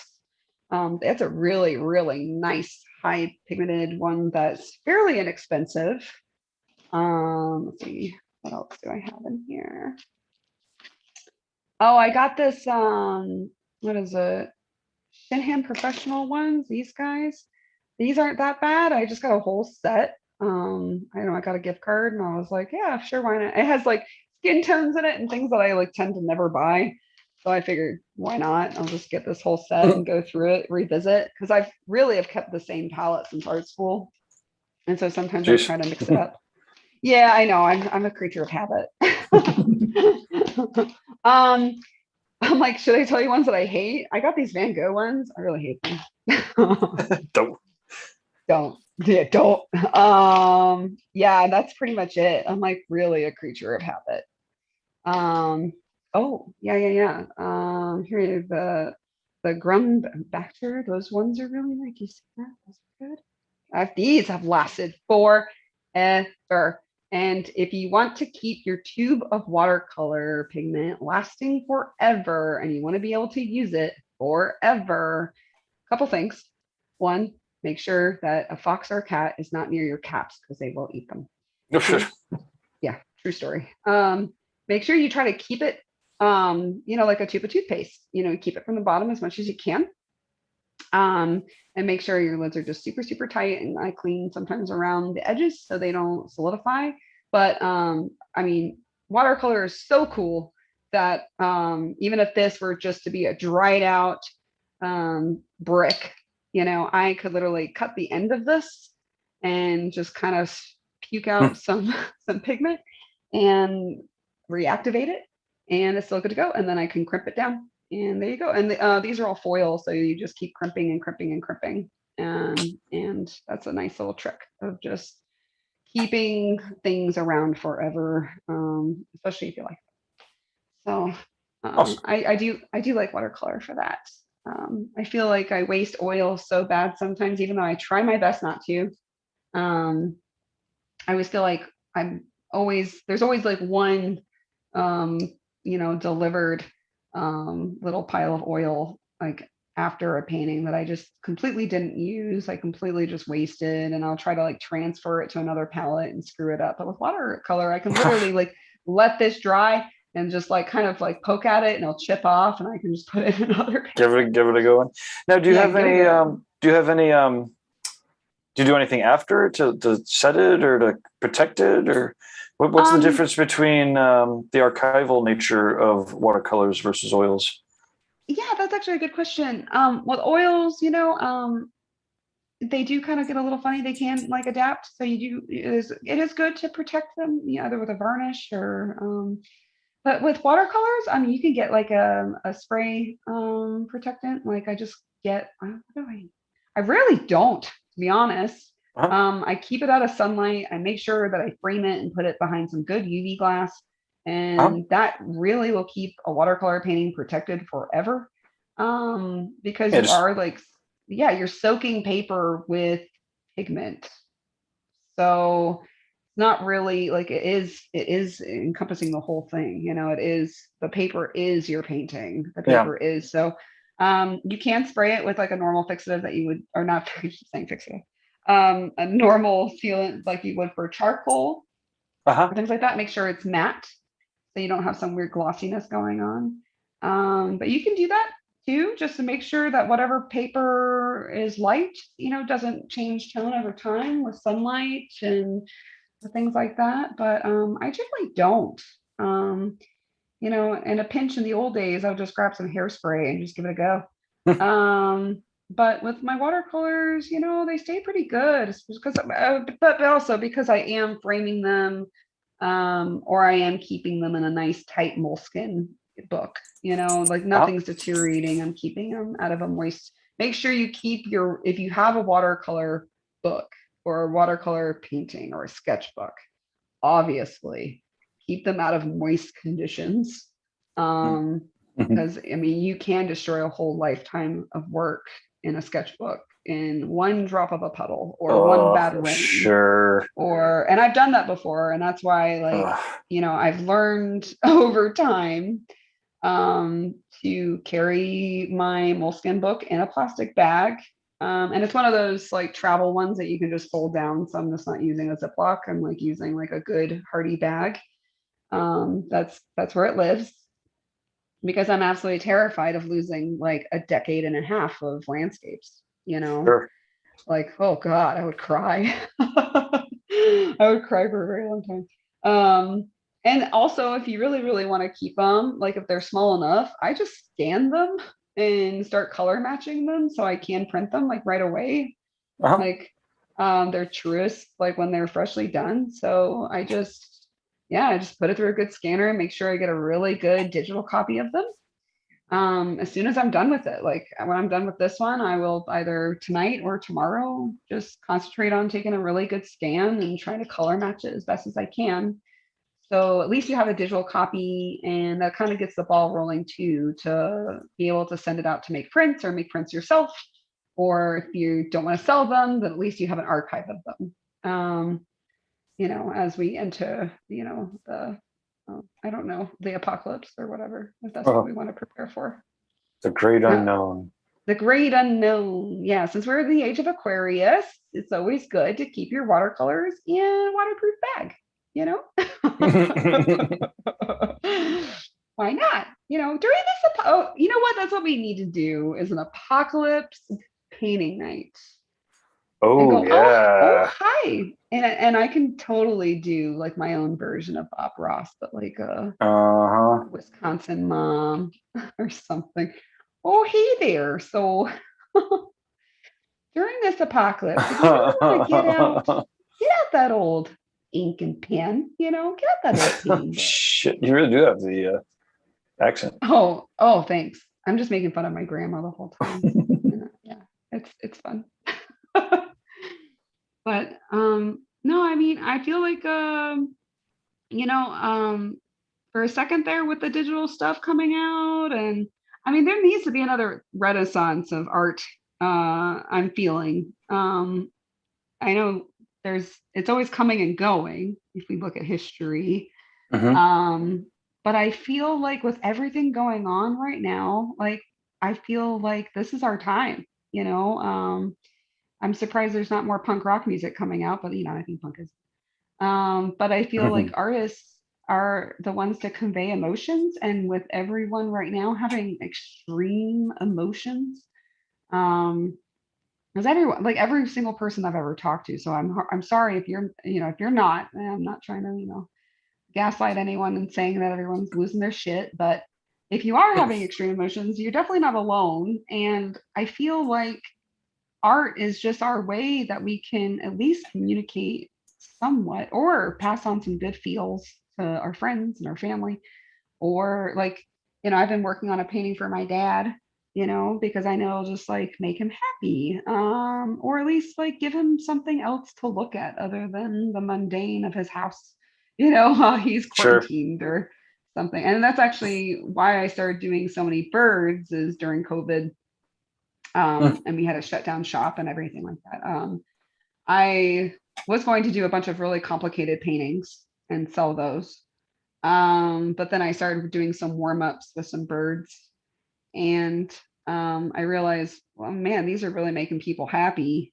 What if I just like keep doing them? And since it was springtime while everything was happening, I was like, here's some spring birds, since none of us are outside enjoying spring, which was crazy to me. Like, why didn't we all go hiking more? I don't understand. I've been hike- I've been I take 2 walks every day, about Oh, good. 7 miles for the last 3 or 4 years. So, Oh, amazing. Good job. but I've been I'm also kayaking. That's crazy. oh, nice. Yeah, kayaking is amazing. Can't do watercolors out there. I mean, you could, but test the old skill level there. No, that's good. I knew so many people that just did not go outside, at all. I'm like, that's not what quarantining means. It's just you can go outside, just like stay away from people. Yeah, just stay away from people. People were like, I'm just locked up in my house. And I'm like, you don't have to do that. Yeah. Yeah. I was very lucky for myself. Yes. Like COVID didn't really even mess with my routines. Yeah. It's I not mean, crazy. as a shut-in, I was living my best life. Yeah. Yeah. And to also say too, like that's not, I mean, there was a lot of people in the city that really had no option to Absolutely. leave, Yeah.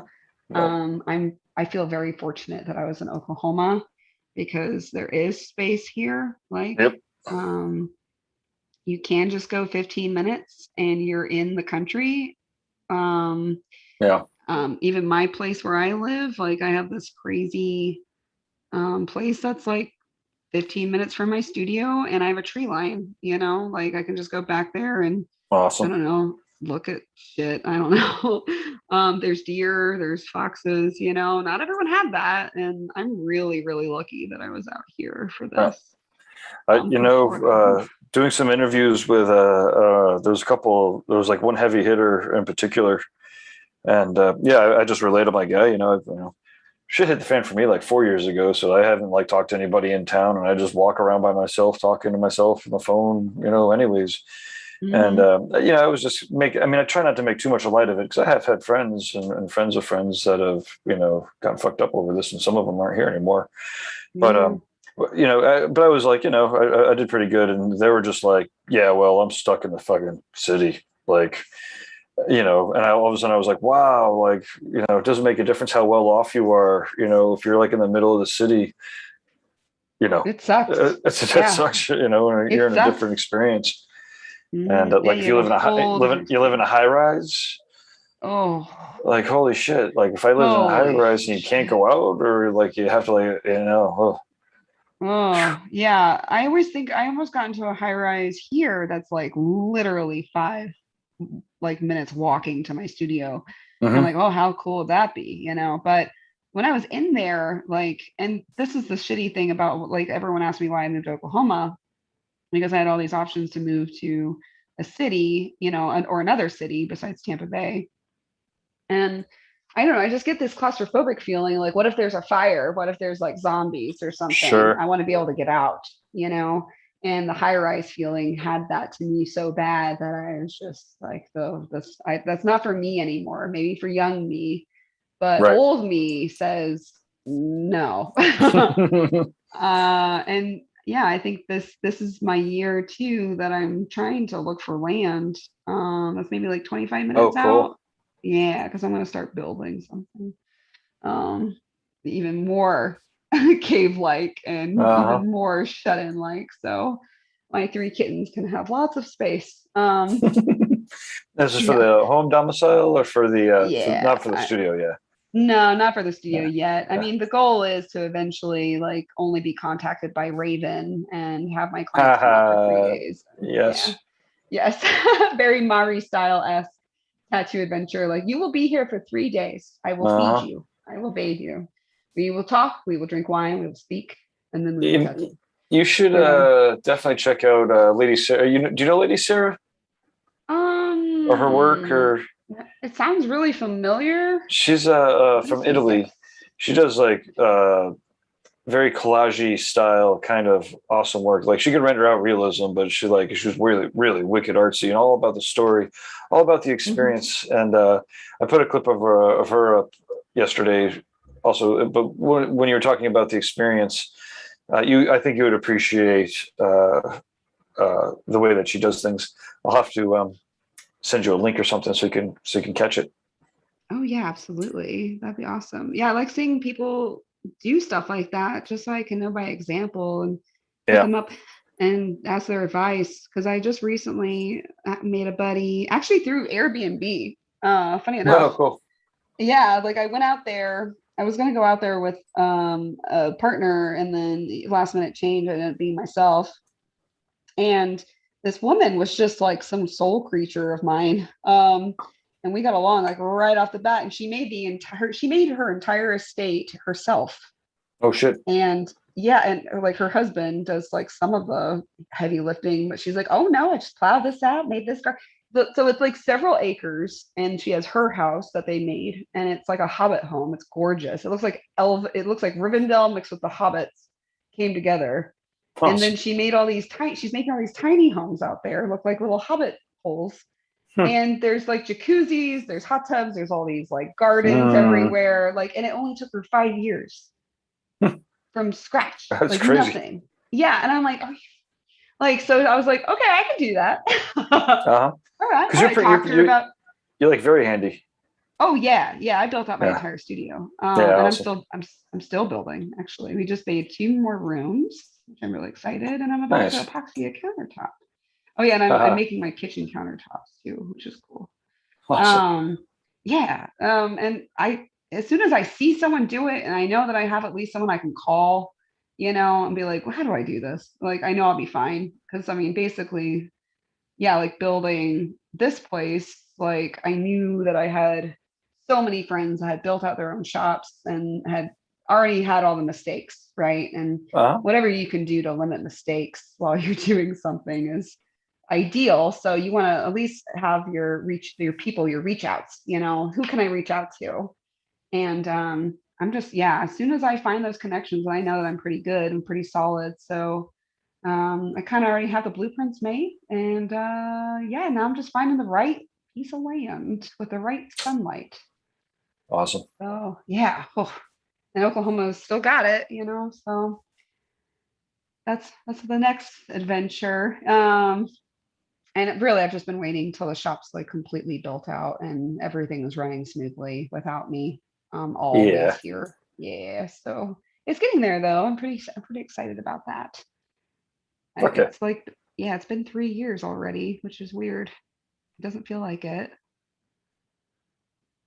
It can go And fast. it can go very fast. Yeah, yeah. And then I'm sure, sometime soon I'll be like, it's been 10 years. Weird. Knock on wood. Yeah, for real. Knock on wood. So far, everything's going smooth. But yeah, though, that's pretty good. I think I might, speaking about what you're speaking of, like getting out and getting exercise. Yeah, I run. I like, got some good running spots out here, but even if you're just walking around talking aimlessly on your phone, that's pretty good. Half the time I'm like, why the fuck am I on my phone while I'm walking around? And then I'm like, well, wait, otherwise I'd just be sitting down on my phone.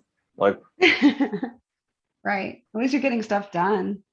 oh yeah, I'm always being productive on it. Mhm. I mean, unless the Instagram or Facebook suck me into the fucking their Ugh, energy suck. it is an energy suck. But you know what? I've changed what I look at on Instagram, and that seems to help. Before it was all cats and tattoos. Uh-huh. And now I've looked up a lot of DIY. I've looked up a Oh, lot cool. of I forced the algorithm to show me Yeah. more art Yeah, and cool. statues and stuff like that. So Sure. if you find, yeah, for those listening, if you find yourself getting in an Instagram hole just for a day, like change the algorithm, go look at other stuff, Yeah. force it to like show you something else other than your direct peers work because they'll drive you crazy. Yeah. And It's Sorry, just to that point, it's really funny sometimes going like opening up an incognito window or going on like a random computer that isn't logged in and going to YouTube or something just to see what it shows like Oh. random people like without any sort of history. It's Mhm. it's actually relatively disappointing, as you can imagine. But Yeah, yeah, it's like it's the question of like, oh wow, like YouTube's really good. There's always got stuff that I like. It's always it's always really entertaining, and then you realize, oh, because it's been tracking you and monitoring you this whole time. Of yeah. course it knows what you like. And it's kind of like interesting to see like a fresh one, like Yeah. what does it give you? So well, let's see. What I've got here now is no amount of therapy will make this scene okay. By Stinky Face, 8.3 million views is the very first video. The second one is, let's see, it's showing it's like a yellow Lamborghini and a black-haired woman with short shorts. The title is Gold Digger Pranks What Went Too Far. Gold Digger Pranks That Went Too Far. Oh. Then the next that's from SSS Sniper Wolf. This sounds like Idiocracy, like or like a Rick and Morty type search. Like, well, the next, this isn't a search. This is just a homepage. this is the homepage. Oh, yeah, this is like a blank homepage. This is what it's sending.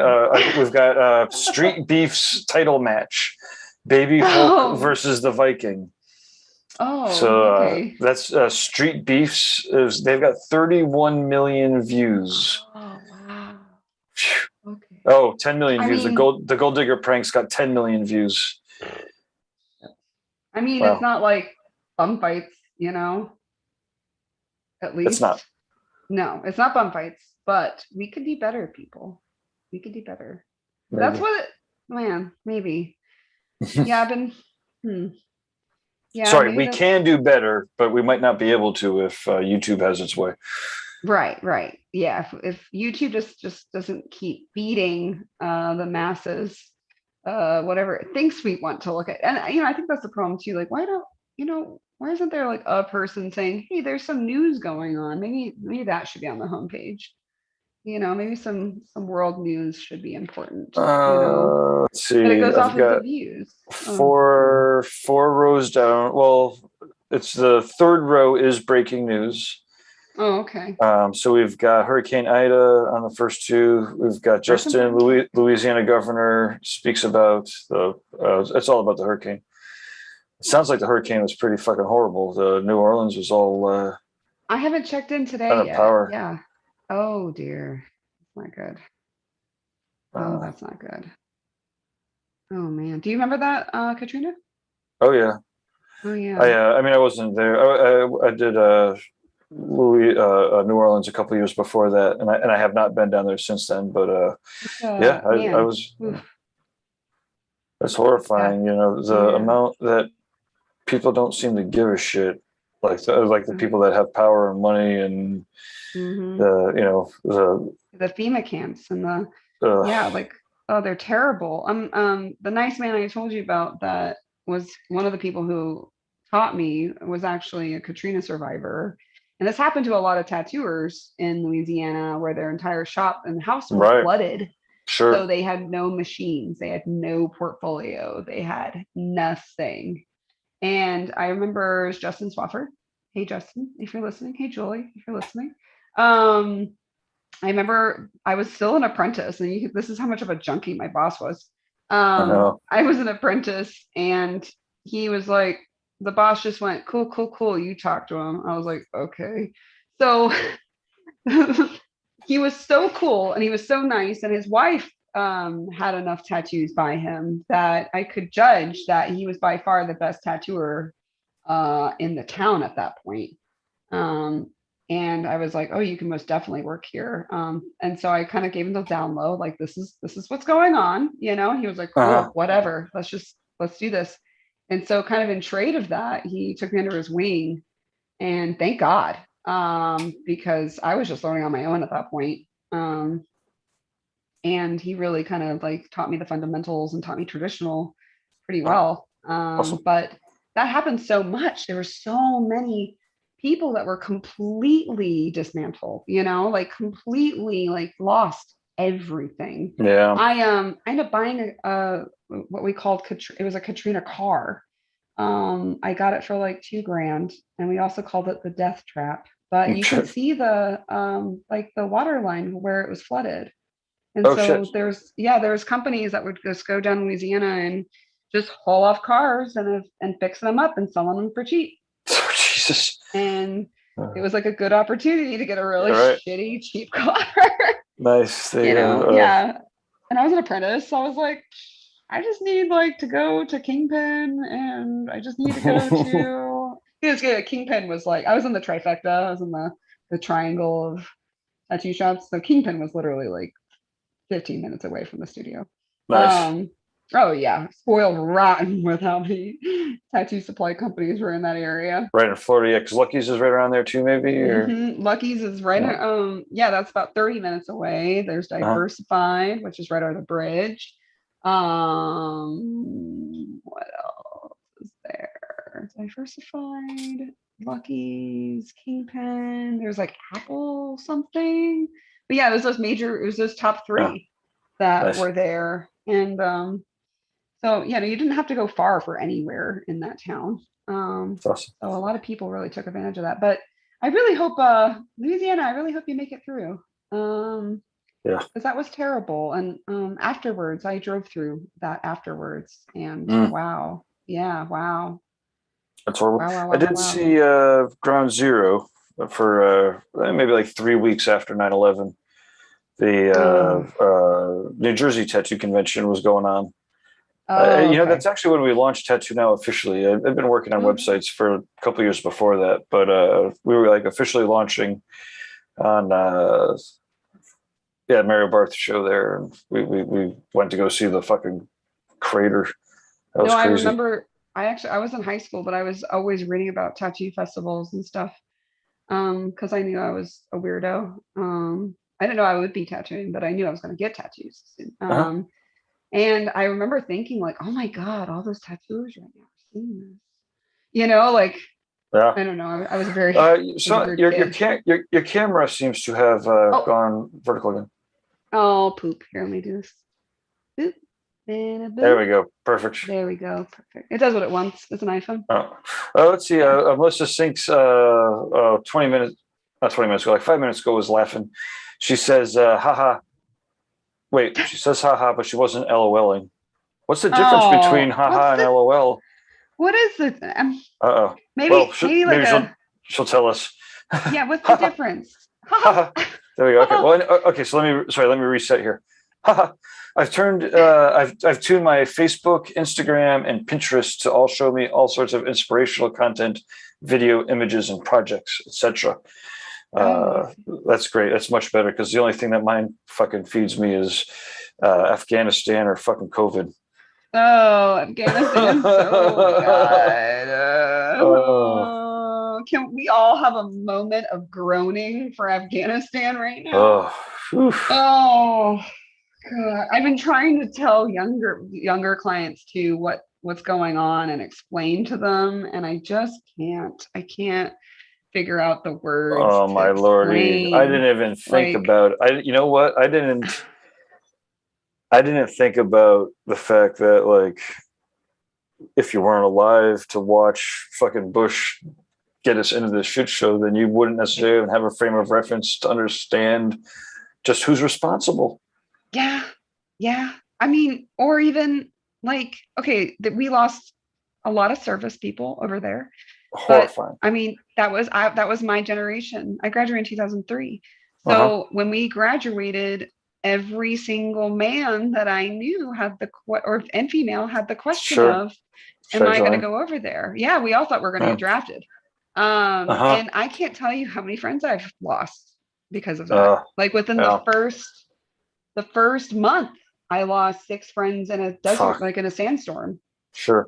It was a fucking sandstorm, like, and so trying to explain to these kiddos that have not experienced, like, from phase 1, like, 20 years ago, like when this all started, like explaining to them, like the relevance and like why like this is so crucial, you know, and why this is so, I still don't have the words for the emotion, I guess, that I'm feeling for it.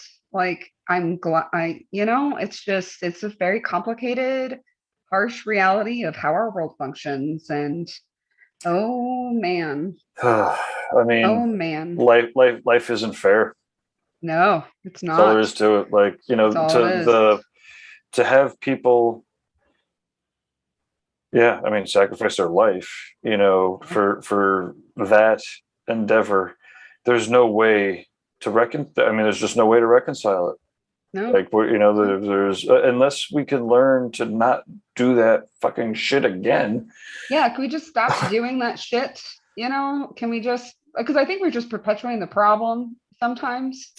You know, everyone Often, has to have a reaction. We all have to have egos that are connected to a reaction based off of, well, I got to show this person that that we have boundaries here, you know, where yeah, and a lot. when can you walk away? You I mean, a know? lot of it has to do with money. I mean, Yeah. it was not a. Always. I mean, I guess we don't want to turn this into a political show, but like, it doesn't No. seem like it was a failure for the people that made the money.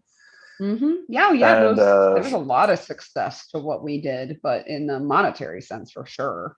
Like whoever but had their hands in the pocket, and they were uh, fine. I mean, you just. I mean, it was the same thing in Vietnam. Like war. I mean, Yeah. if there's a profit to be made off of war, then that is what the outcome will be. I mean, that's all there is to it. And I mean, again, it's just so sad that the administration made this like, you know, this is not this administration, but you know, the Bush administration fucking led us into this shit. Yeah. It's fucking insanity. And it was not like, I mean, there were voices that were talking about it when it was going on. And you know, you could almost pretty much just say, look, you know, whatever. I don't know. My Facebook post is, I'm already against the next war. You know, you might be able to convince me that it's just, but for the most part, like, there hasn't been a just one in fucking a long ass time. No, there really, really hasn't. And I'm kind of nervous actually, and I don't want this to be a political talk either. But I mean, I think everyone can kind of agree. And again, just to reiterate, this is not like when people die from our country doing a job overseas like this, like it sucks a lot. And I always feel for the families because like I've been there, you know, I've been there. And it's, you can't make it up. You can't like fix it. You know, there's nothing in the world that can fix it, revenge or whatever. But I was very terrified when our president said, you know, after the bombing happened over there, you know, 13 members of our service were killed alongside Afghani people that were trying to leave. Like the whole, like, this will not be forgiven and this will not be forgotten. And then we, you know, drone like bomb them. And then we just say, oh, the enemy the target that we wanted was killed. Brava. I'm like, or did we just fuck up some other innocent people that are now going to hate us even more? Yeah, you know, it's a self-perpetuating mess. Right. It is. And it, now that, yeah, I'm older and now that I'm sick of war. I'm sick of it. I'm sick of the blood. I'm sick of the war, you know. I'm sick of just hearing more and more of the common people dying for money, you know, for financial gain, for other people's investments they could have been more creative, you know. The amount of money, like, well, again, like you can see where it goes, and I guess just to try to bring it back to art or something, I guess in some sense, it's like, you know, there's so many wiser investments that can be made into, you know, things that compound positive effects, right? Like, right. Especially nowadays with the apocalypse and our environment going to shit, you know, I mean, I think there could be a dragon literally coming out of the ocean and some rich guy going, how can I make money off of this? Yeah. Well, I mean, to your point, like if we took the same investments and the same people and the same brains, and frankly, even using a lot of the same technologies, and focus them on, Edwards, on helping our, instead of blowing shit up and trying to Right. invade other countries, like let's take that same technology and create energy as opposed to expending it. Right. And, Like it's once the resources are growing thin, that's when people fight for it, but I don't feel like we're there yet. We see it coming, but yet the only thing we know how to do collectively is fight instead of come together and reinvent. And that's where I'm disappointed the most, because I remember growing up and it was good to be scholarly, it was good to be mindful, it was good to be all these things. And all of a sudden, the world changed and everyone was obsessed about being a patriot and fighting and proving their own ego. And like, where did that cool, positive stuff go? Because I remember it really clearly. Mm. Like everyone's like, oh yeah, we're figuring out how to go green. Like electric cars were like being a rumor, like, and then all of a sudden it just went away. And then, oh, we're in war and shitty things are happening. And Jerry Springer is more popular than ever. And oh God, I did have a talk like that the other day with my client. I was like, when did it all start failing? And I was like, Jerry Springer. Well, are you sure? So if it was Jerry Springer, what was Geraldo Rivera was? Oh yeah. And I think that Geraldo got his nose broken on TV. Yes. Yeah, but yeah, Jerry And was another. Yeah, that's a glorification of. Yeah. And of Floridians. They pick those people up like a county away from me. No, I didn't, but. Oh, yeah. They're all from Hillsborough County, Pinellas County, Pasco County. And that is where I grew up and watched people set themselves on fire sometimes, metaphorically, literally, whatever. And that, like, the American public shouldn't have that as an example, or young children shouldn't have that as an example of how to live. Those people do meth professionally for a long time to get that way, and now it's, that, I mean, gosh, that's, yeah, a lot of people see that and they see it as normal. And then I remember, like that being a thing before 9/11, I remember that we were getting hated on pretty hard, by foreign entities. And it was explained to me, it's like, yeah, all they see from America is this gluttony, that's all they see of us. They don't see us being like them. They see us being like MTV, Spring Break, and they see Jerry Springer, and they see, because as soon as like a foreign entity would get American TV, they would see the example of ourselves that we put out. And I think that's, yeah, I would hate it. I was like, oh, I totally get it why they hate us. They look like we're just children wasting our resources and having everyone else suffer around the world. And we're just like, rolling in the dough and being crazy, And that's only 20% of America. It's not all of us. Yeah, that's not all of us. I've had to explain that so many times internationally too. I'm like, no. Like, I mean, God, there was this one time that me and this girl from the Netherlands really thought we were going to get murdered. And we were hostile buddies. Yeah. And this was in New Zealand.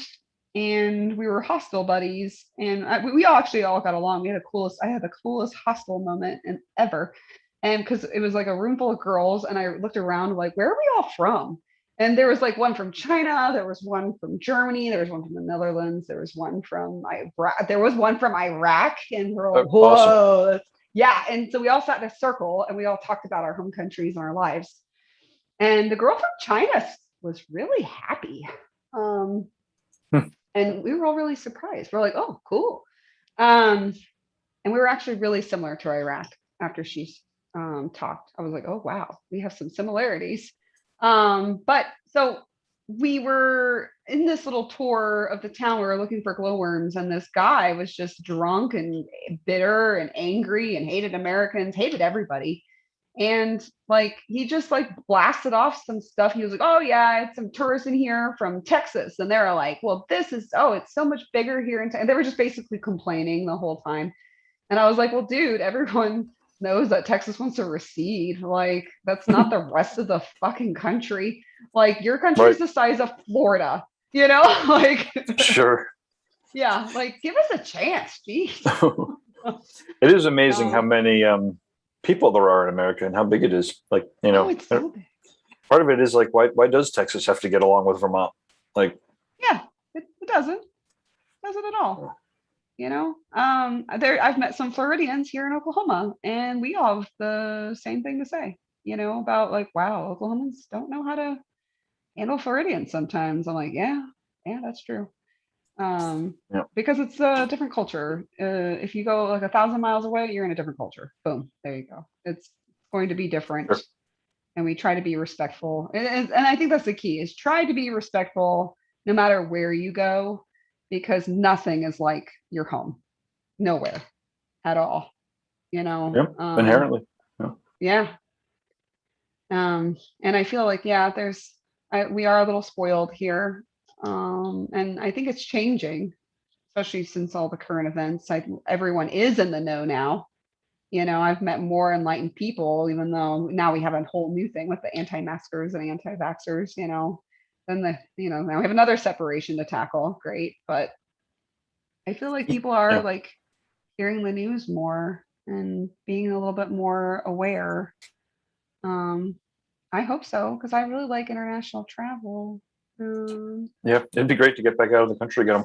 I'm praying that it works out in November for Brussels, but you know, it was definitely like I thought there for like 3 weeks earlier this year. I'm like, wow, somehow, despite the fact that America seems to want to like eat itself, we got our shit together. Like, you know, yeah, and then like really excited.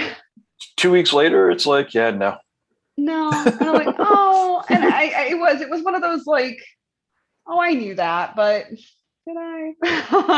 Yeah, it took me a little by surprise. I was like, oh, why did I? Yeah, it took me a little bit by surprise. Yeah, I signed myself. I am signed up for both health studies next year. I set aside some time to go to the UK. I really want to do a paint about, as I'm calling it, around Prague. That's like one of my bucket list things to do. Hell yeah. And I'm just hoping I can go like safely. I mean, I could stay away from people, no problem. But I mean, yeah, I did set up some stuff and I was kind of like, oh, hogwash, you know. But we can just see how it goes. That's all we can do. It's just like, all right, whatever. Just one thing at a time. Yep. One day at a time. I was pretty psyched. We got a booth for Hill City. I was pretty psyched about that. Oh, nice. Yeah, I'm really excited. I can't believe it's already been 2 years since the last one. And then, I mean, what an experience, you know. Yeah, they're wicked fun. Wicked fun. I mean, I was pretty much there by myself. Because I went with my sponsorship company, you know. And so I mean, of course, thank God it's a really big show. If you've done shows, you'll probably find someone that you know. But I was like, it was still huge. It was since I've done mostly villain art shows.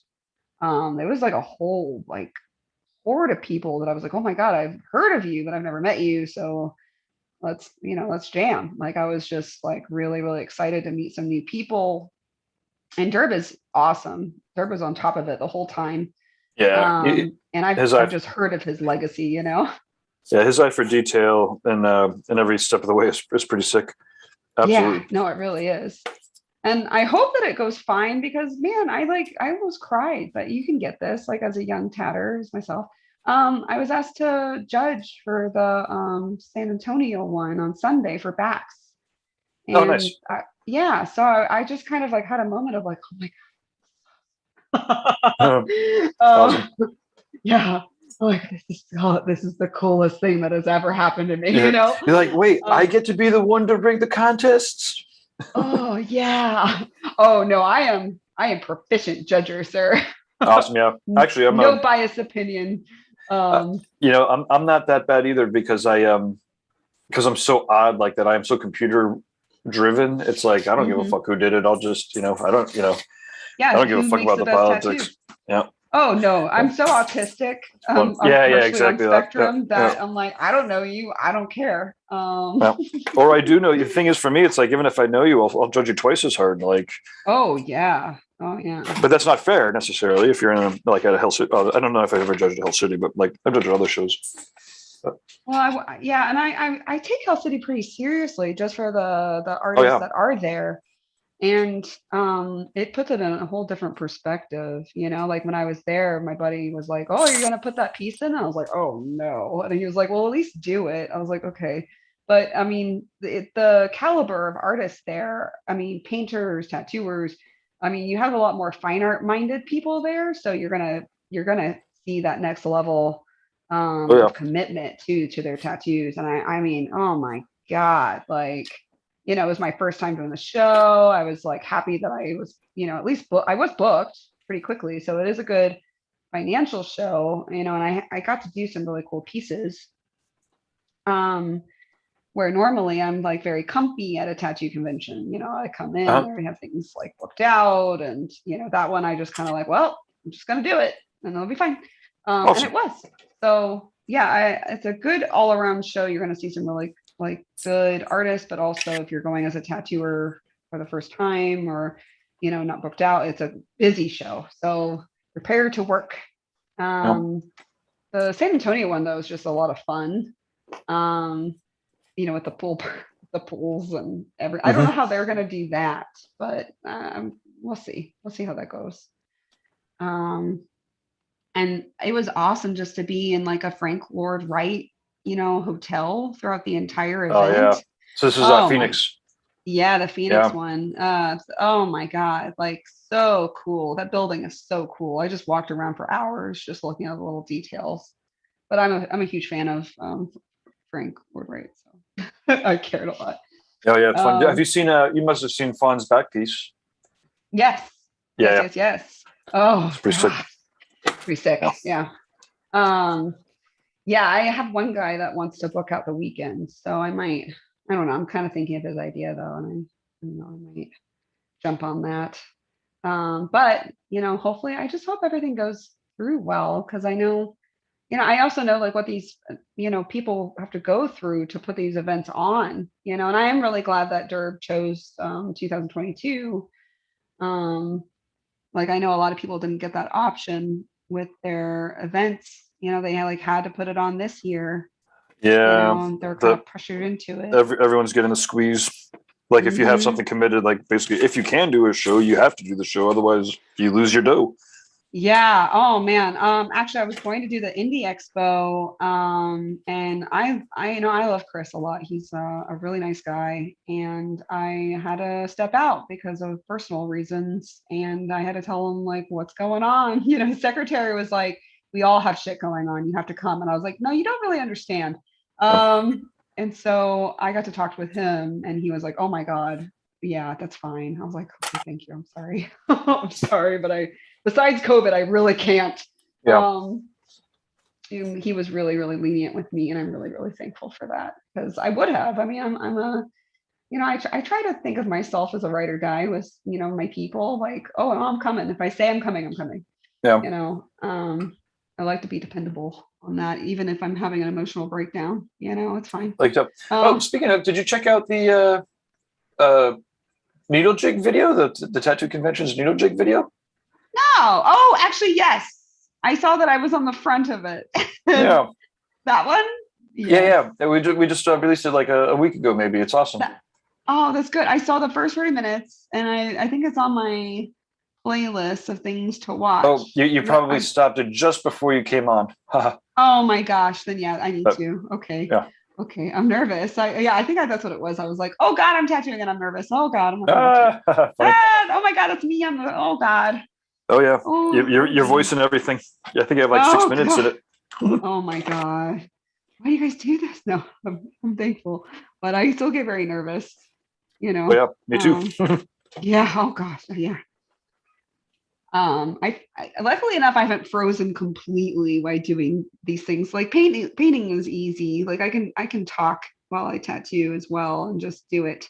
But any kind of interview type thing, I kind of do freeze up a little bit and then I'm fine. Yeah, it didn't seem like you froze up at all, but Oh, cool. Thanks. Just as long as you guys can't tell, then it's worth it. But that's I mean, good because I mean, yeah, there's a lot of things with conventions that a lot of people like. I remember my first time going to a convention, I was just like, oof, I just held on. Um, and I didn't have a lot of stuff that I wish I had. And that takes a lot of, that takes a lot of time just building up those little tricks and trying to make sure that you've got everything down pat and you're as professional as you possibly can. And so thanks. That was a lot of info I know that I added on that. So I'm glad that it is helpful. oh yeah, absolutely. Thank you very much. That was great. Yeah. Oh, good. Good. It's one of my favorite videos that we've done for the checklist. Oh, I don't know. Well, you should check the YouTube description too, because the convention checklist is awesome.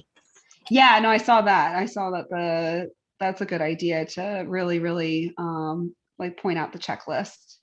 100%. I listened to a little bit of Mike's Mike Chambers stuff, and I was like, oh, good.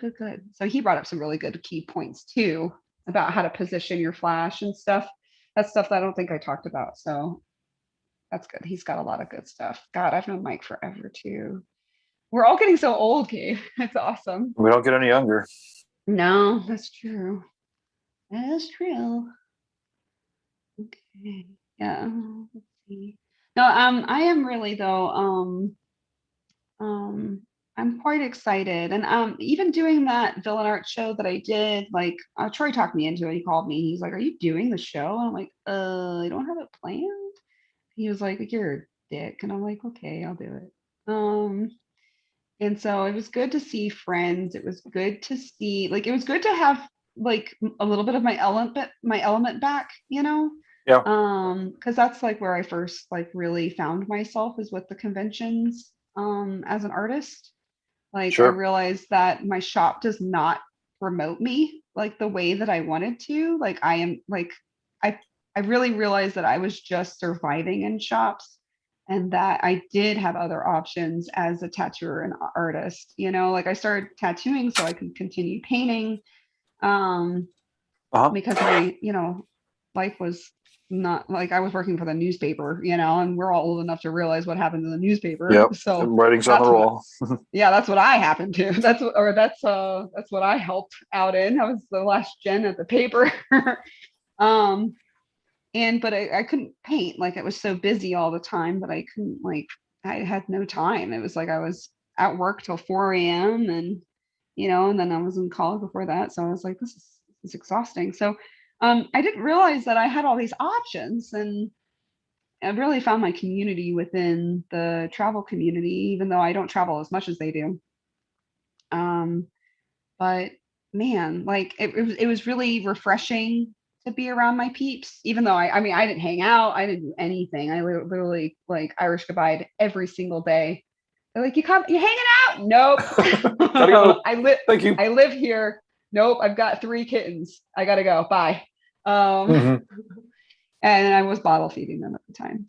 So I had to go. Bottle feeding the kids. Oh, yeah, since the last time I talked to you. So I grieved and my coworker gave me 3 2.5-week-old kittens to help with my grieving. And I'm gonna have to say that even though that was the worst because it was exhausting and you have to feed them literally every hour. So imagine that, like every hour. 3 different kittens too.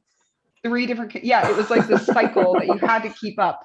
And like I brought them to work some days because I couldn't get my neighbor to help me and like had like my clients helping me feed them and like it was just crazy. But it did really help with the grieving.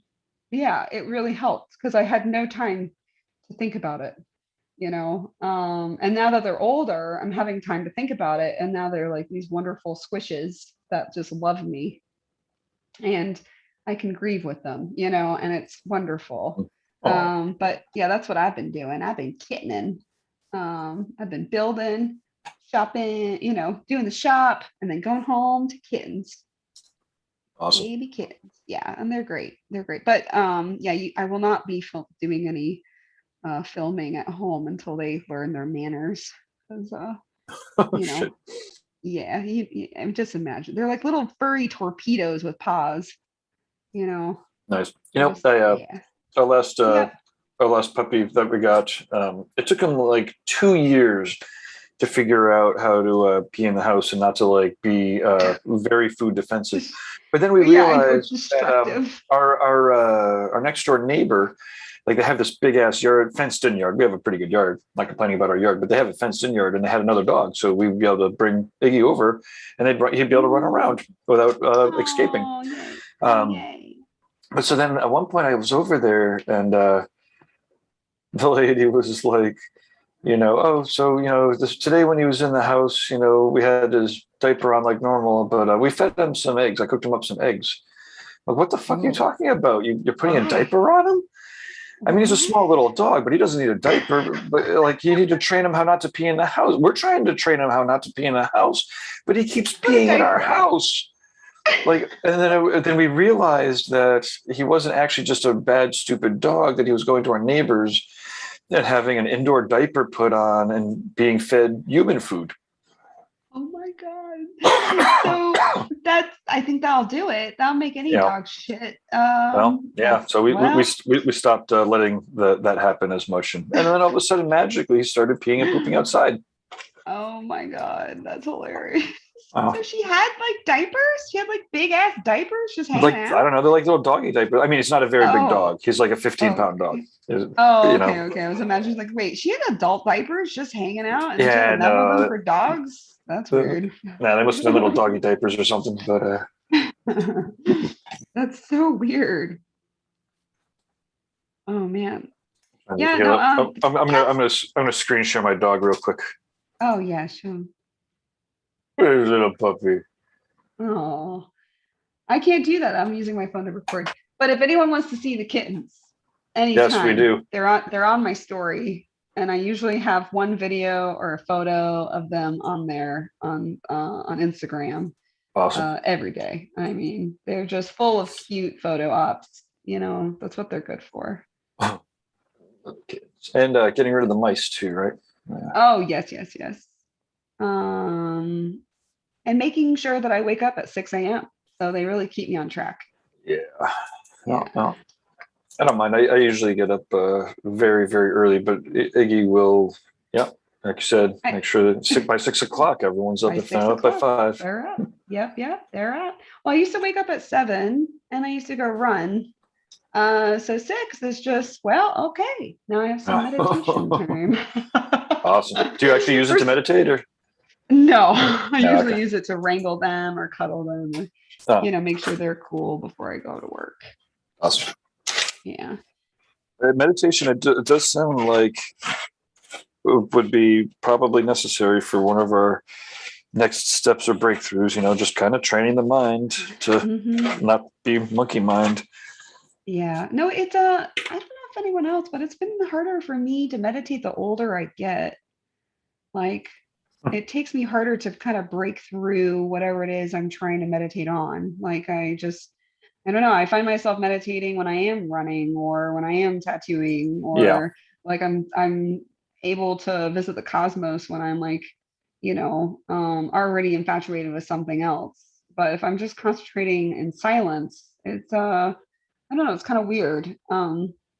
I've talked with one of my coworkers here, and we've been really trying to think of a different kind of morale that we can do because all the morale that we had set up that was big is like, it's not going to happen. Like, I got some tool tickets, before the COVID. We had all these dinners. Like, we all like to go dancing sometimes together. We haven't been able to do that, So I'm like, what if we just like go in some like deprivation tanks together? We all just go on some eggs and just have silence together.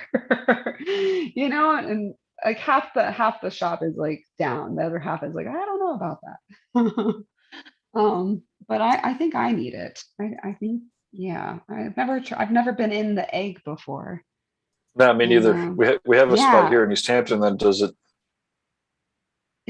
I think we should all try it. I think it'd be cool. I don't know, like just have silence, absolute silence for like an hour. What is that? Well, it's in its weightlessness and Yeah, weightlessness and oh, that's kind of weird, but cool. perfectly dark too, right? Yeah. Perfectly dark. I mean, oof, my mind's gonna roll on and on and on. I might finish that painting that I've been having problems with, who Oh, knows? Anything could happen. And that's yeah, I've been trying to meditate, especially since COVID, but it's been I don't know, I've just been struggling a little bit with it. yeah, Um, I have a hard time. I mean, to your point, like sometimes when I'm taking my walks or whatever, I do my best to just empty the thoughts that come through. I don't really meditate mhm. on things. I try to meditate to just clear the brain and focus on the senses and the sensory input, not the Be the in the thoughts now, that be are in the coming in. present. Yeah, Right. That's a good tool. It's hard to be in the present sometimes. Especially I've realized this actually getting tattooed myself recently with my tattooer. Because we're pretty friends, we're pretty close friends. And sometimes I'll catch him like saying the same stories like over and over again. And I realize that like I even do it myself, like when we're tattooing people, like just to be able to relax and still make conversation. We have like these designated stories that we know are PG enough and not weird enough and like not like it won't cause your client anxiety or anything, but we just keep telling the same story to people. Um oh man, my and wife is like, I think I've only had 3 stories for the last 20 years. yeah, exactly. Like, and I think we do that because like it's so hard just to be in the present with your client because you're concentrating obviously on their tattoo. Um, and you have to be in the present with that stuff, like you have to be very much in the present and be decisive when you're tattooing. So it's hard to even talk to people the same. So yeah, I've just like, I don't know, it's just like a weird random like realization of like, I'm like, at first I took offense. I was like, does he not remember telling me this? And then realized, oh no, this is just his story. This is just Uh-huh. his thing that he does. Like, and I have mine. I talk about my cats, mostly. The goal is to try to keep the stories as consistent as possible, so that Yes. Oh God. Yeah, because I mean, we've all worked next to that person that just tells too much too, and then their client is like, I'm uncomfortable. This is not even cool. no. So, no, that's a good way to keep yourself in the present is just push out like the thoughts and then take in the smells and the sights and you know, Sounds and mm-hmm, feel the smell. wind in your face, Mm-hmm. I like that. hearing the fucking sounds of the neighbors fucking bitching at each other. No, wait, you're supposed Beautiful. to let that flow over you. Oh yes, flow. That's nature. Why not? Oh. Yeah, that's totally part of nature. Oh yes. See, in Florida, we had the clapping bushes. Oh, you hear the clapping bushes, and it was just a junkie shooting up in your I'm bushes. like, clapping. I don't know the clapping bushes. Yeah, what's the clapping? I love that. That's actually one of my favorite Floridian stories of like, oh, do you hear like whenever you take someone and you hear it, they're looking around like, what is that? I'm like, oh, sacred clapping bushes. And then you pull apart like a tree branch and you go like see, and you're like, oh my god, Oh there's a shit! Wait a person in there. minute. Yeah. Wait, what? I'm like, yeah, he's just shooting up heroin. It's cool. They don't He's even mind living us his life. looking. No, they don't even mind. Hey, what's going on? Oh, he's asleep now. It's fine. Yeah. It's all part of nature. Yeah. Oh, yes. So let's see. What am I doing with this painting right now? Let's see. Still building up stuff. One thing I do different is I really, really make my birds the clearest point. like I make them as sharp looking as possible, so they really look like they're in the front. So before you can kind of see me swishing around with my flat brush, swish, swish, swish, swish. And that makes it a little loosey-goosier. And then I get real tight and try to make everything super bright, and I don't dilute anything. So my colors are really high saturated like colors. I try to make it really bright and poppy. And actually, this is a really interesting thing that I didn't realize I was doing for a really long time, even in tattooing, and it's affected the way I paint too. But I do have all these bright like palettes like that I use for everything. And you know what will make you do that? Just unaware. Um, Tattooing in Florida and tattooing really, really dark skin all the time. Either just sun beat or Hispanic or not. And you have to kind of pump up the contrast and the saturation of your colors. And so, if anyone's ever wondered about that, that's what I'm doing. And I just see things like full chroma like that. I just see the world a little bit brighter and a little bit clearer. I don't know what that is, but I do, you know.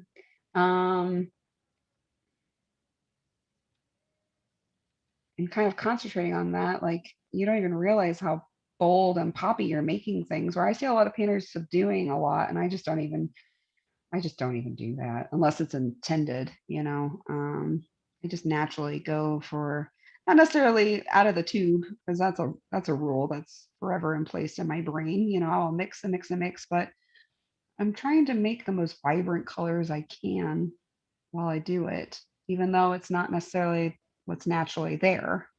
Like I'm just amping everything up.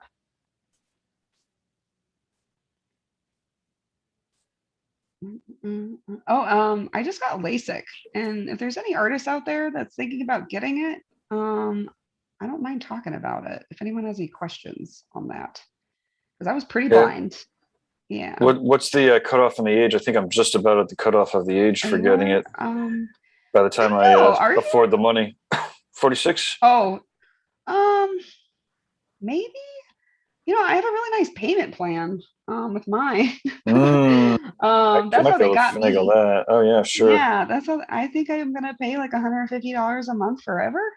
But yeah, I mean, it was a discussion that I had with my optometrist, and I know the man wasn't lying to me because with LASIK meant that I don't have to go to him as much. So he's losing out on a client and money that he's had for a really long time. So he told me that I'm a candidate and I most definitely should get it because I was going pretty blind. Okay. And like my up close vision was just dead on and still is. But far away, I was having some panic attacks trying to drive home because it all looked like the Nintendo like Galaxy race. Oh yeah, sure.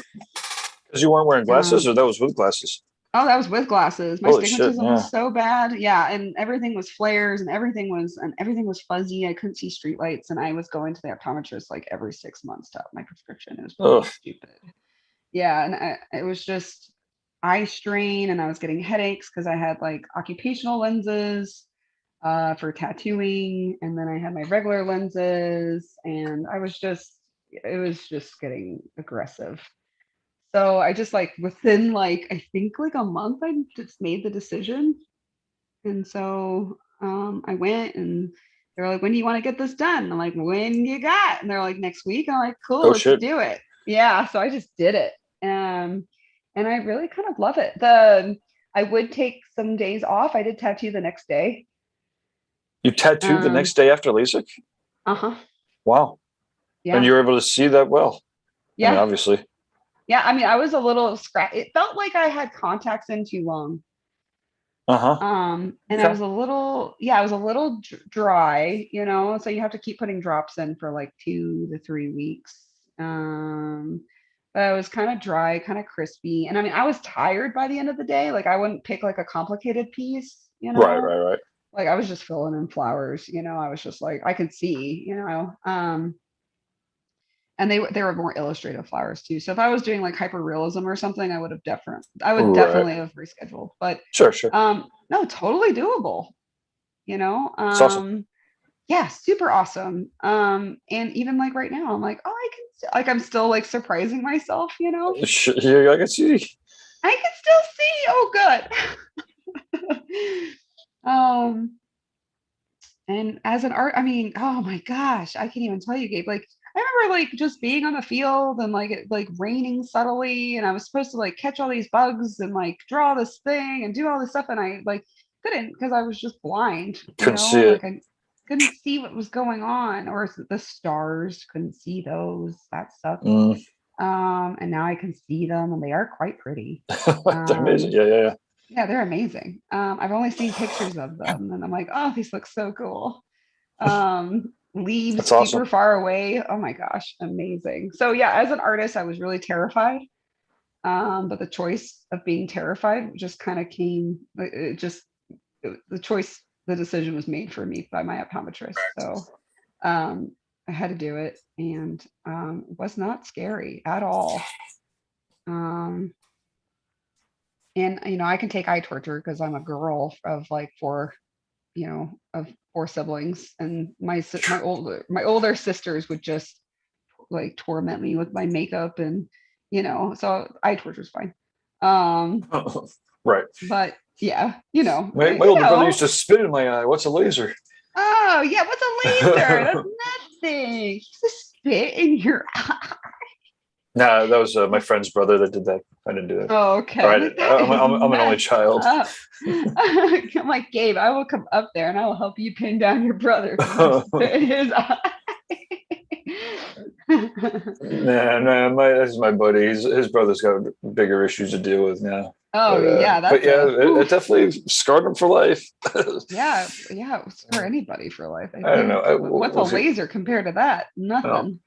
Oh. Nothing. But no, I'm really surprised. Like how well I can see so up close. Like it's focusing is different. Like I think I'm like using different muscles to focus now. Sure. But that's about it. Like that I got over that real fast. And oh man, this is something because something I learned off of Nick Baxter's writings when I was really young tattooing. And he talks about like when to relax your eyes when you're tattooing and how, you know. And so I didn't realize like my glasses were actually like a weird crutch for that for a really long time. And like I couldn't do it the same without my glasses. Like I can let them blur out, I can let them relax when I need to, but I just do it differently now. Like I think I would just like let them blur out and let them relax by like just like letting my eyes just kind of drift off in my glasses. And now I have to like concentrate on doing it. It's really actually do bizarre. it. Yeah, it's really bizarre. Mm-hmm. Yeah, the field of vision must be pretty intense too. Like I'm just looking around outside my glasses where it's all blurry. Mm-hmm. You know, if all of a sudden your eye is like operating appropriately, then it's like, wait a minute. Oh yeah, you can see more. Right, you're not in a box. Yeah. So I really wanted to know what like because I'm doing, you know, mostly like large scale stuff. So I was really concerned about, like what are my are my compositions going to change? You know, because I'm seeing everything now without this extra box, you know, right. that I've trained myself to look through and pass and not think about. But now I just have like no, you know, there's no disruption. There's no there's nothing in the way. There's no barrier. There's nothing. And I think, like, I don't know, I might be just telling myself this, but I'm like, I think I do see things a little differently now. Like I see the big picture a lot better, you know? Sure. So, I mean, maybe, you know, but yeah, that's a good point. That was part of the week-long adventure of like figuring out my new skills. Super skills. I can see. But yeah, I'm 2020 right now. It's really weird. And I was -4 before. Pretty crazy. That's yeah. Yeah. Woohoo! Go LASIK. But yeah, I have friends of, that tattooed too. That got it, and they're just like, just get it. Get Sure. over it. Just get it. Gabe, just go ahead and get it. And then as you get older, that you might have to go back to glasses, but it'll be a easier yeah. prescription. Well, it's like laser hair removal too. It's the same idea, like, because I hear the same rhetoric for that too. Like, you can't permanently change yourself ever. Like, your body Sure. is still decomposing, Right. and losing elasticity and losing, all of our nice collagen, and our eyeballs are still just like little tools that we have. So yes, naturally your eyes will change as you get older. So at least it's slowing down my far away vision blindness. So Right. I invested in some readers at Sam's Club Uh-huh. and I'm really excited about them. And I use them now that my eyes are still healing. It wasn't that long ago. It was pretty recent. So I use my reader probably towards the end of my session, and just to give my eyes a little break. Sure. Yeah, like I might wear them at the end of this painting just to kind of help ease them through. But It's funny hearing tattooers complain about starting to wear glasses, and I'm like, yeah, you're talking to somebody that's worn glasses their whole life. Whole life. No sympathy. Yeah, no sympathy, brother. I mean, think about all the cool readers they have nowadays. I know I'm getting excited about them. I've got like a pack of 3 for like $20. Wow. Yeah, I think it's just part of it's just how we age, Yep. like it makes sense. So yeah. It's amazing how long it takes to learn something so simple. Yeah. Yeah. And I mean, honestly, I think all tattooers should have readers, to help their eyes, like the longevity of their eyes. I can't tell you how many people have heard say that, yes, as soon as they put on the readers or whatever, like, oh my God, I see so much better now. And to your point, like if you had done that 5 years earlier, then, Yeah, like I think if anyone's having any eye fatigue whatsoever, or just want to see closer to their tattoo and more precise, don't get closer to it. It's still bloodborne pathogens. I always see that. I see some guys like literally sticking their face in their client and like, whoa, lean back, put on these glasses. Yeah. They cost $5. Just put them on. Yeah, like there's no shame in putting on these readers right now because you are a foot away, like you're an inch away from hepatitis possible. So just put on the readers. They'll be fine. And yeah, I don't know why I never did to begin with. Now that I'm like having to, it's like, oh, this is cool. Like I should have done this from the day one. Anybody that's watching this, put them in the comments if you go out and get those glasses. Yeah, please. If it changes your life, let us know. No, I'm not minding getting old. Not much. I go to physical therapy now. That's cool. For your wrists or? No, for my knee and my neck and my elbow. Oh no. Oh yeah, I broke my knee during my build out, and it had a hard time healing during COVID because I had surgery right before COVID hit in December. Oh. And then I went to a tattoo convention in Minnesota during, I think, what was that, January or February? I think it was early February. And it was like a week. Oh, no. So it was in January. Yeah, it was like surgery. And then I think it was like maybe a week, 2 weeks after surgery, I went and did that convention. And I just forced myself to walk, and I just don't think I gave it like a right heel, and I don't think I got enough PT before the shutdown. So I'm just kind of like learning some other things because some muscles definitely weren't activated. So they're like electrocuting my muscles and then get to go work out. And, it's fun. It's adult. Sounds fun. Oh yeah, it's great. It's the little things, right? I guess it just doesn't get any better either. That's the. It doesn't. Oof. Yeah. Oof. It's not like all of a sudden your body's going to start getting stronger and better. It's just going to get older. It just gets old. Well, actually, this is like it's going to get harder, but I don't know if this is for everybody, but I feel like I'm in the best shape of my life. Well, it's for people that exercise more now than they did before. Feel like that. Yes. Yes. And I was like that tattooer working, like 80 hours minimum a week and hunched over and not eating right, and the tattooer diet, and traveling is actually really bad for your digestive system. You can look it up yourself and figure out why. I don't want to talk about poop. But traveling does mess up your cycle a lot. And now that I'm like not doing it as much, I'm being a little bit more selective. My diet is like 10 times better. I'm running, I'm yogaing, I'm doing all these things, and wow, I feel better for some reason. Yeah, go figure. Yeah, go figure. Yeah. But I mean, still, it's like this is like our chance for like how we're gonna figure out how to be healthy for the rest of our lives, you know? Well, I figured it out, but then I stopped doing it. Now my back hurts. Oh, yep. You gotta keep doing it. See, I stopped doing yoga, and then my neck literally felt like, I mean, it got stuck for like a whole week. Yeah, because I have some discs that are bulging, and that's from getting too close to your clients, guys. Wait, what is? I have like okay, so if your neck is like this, and then you go like this, then these discs will bulge out and in, and you'll lose the squishies in between your vertebrae. And this is like a thing that's happening to several of my friends right now. And I don't know, like, what are we doing, And I just have to blame tattooing for how much we're just hunched over all the time. Sure.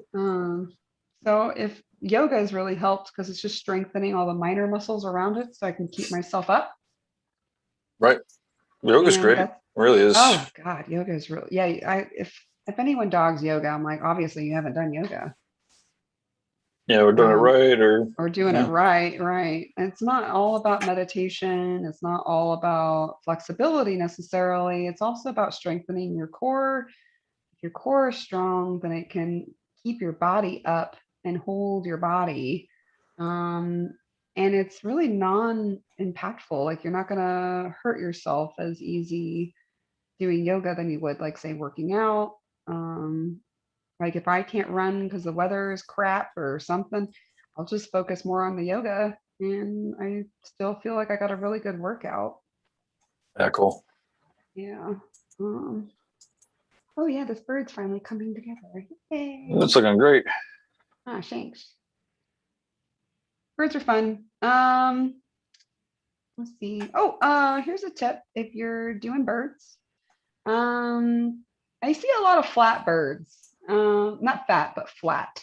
And I think people think of feathers as these like slick things that are attached to their skin and then stay down.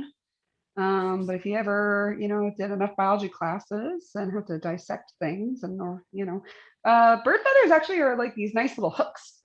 They come out of the skin and like, here's the flatness of the skin, and they come out and then they have a poopiness to them. So they cluster. So it's almost like if you're like curling like hair or something in like a big wave, you have a big wave of hair. That's kind of like, it's like they stagger like that. Like they stagger in like these nice little chunks. And birds have, like, every animal that has like, that's not hatched from an egg has like a natural muscle seam down the front of their bodies where their belly buttons and where, are. So imagine the breast of a bird having an internal seam going down, and it's always like going to be like a nice little tear with this, like a little tear shape going down their bellies. So I think of it as like sections like that. So you can see right here, 1 section, 2 section, 3 section. And I like to create like a natural shadow to show that little tough end, and that's where it's darkest at the bottom, and then lighter at the top because that's where your highlight will be. So I always go in, I kind of break the rule a little bit here, and I do go in with my dark first, so then I can kind of get that wet, dilute it, and then pull that dark up and create a natural highlight. And I'll do that right now. So I can show you. I'm going to shift over to a different device. Mhm. How much longer? You got another half hour, hour? Or? Oh, like maybe another half hour. I'll be done. I'm just ordering that. Mhm. You know, I lose all track of time when I do these things. So I'm like, It's oh all yeah, good. oh yeah, It's oh yeah. Guy will that, come on, please. Mhm. oh, you already started. You started a half hour ago. Oh, okay. I'm like, wait, what time is it over there? What time is it here? Oh yeah, okay. Okay, cool.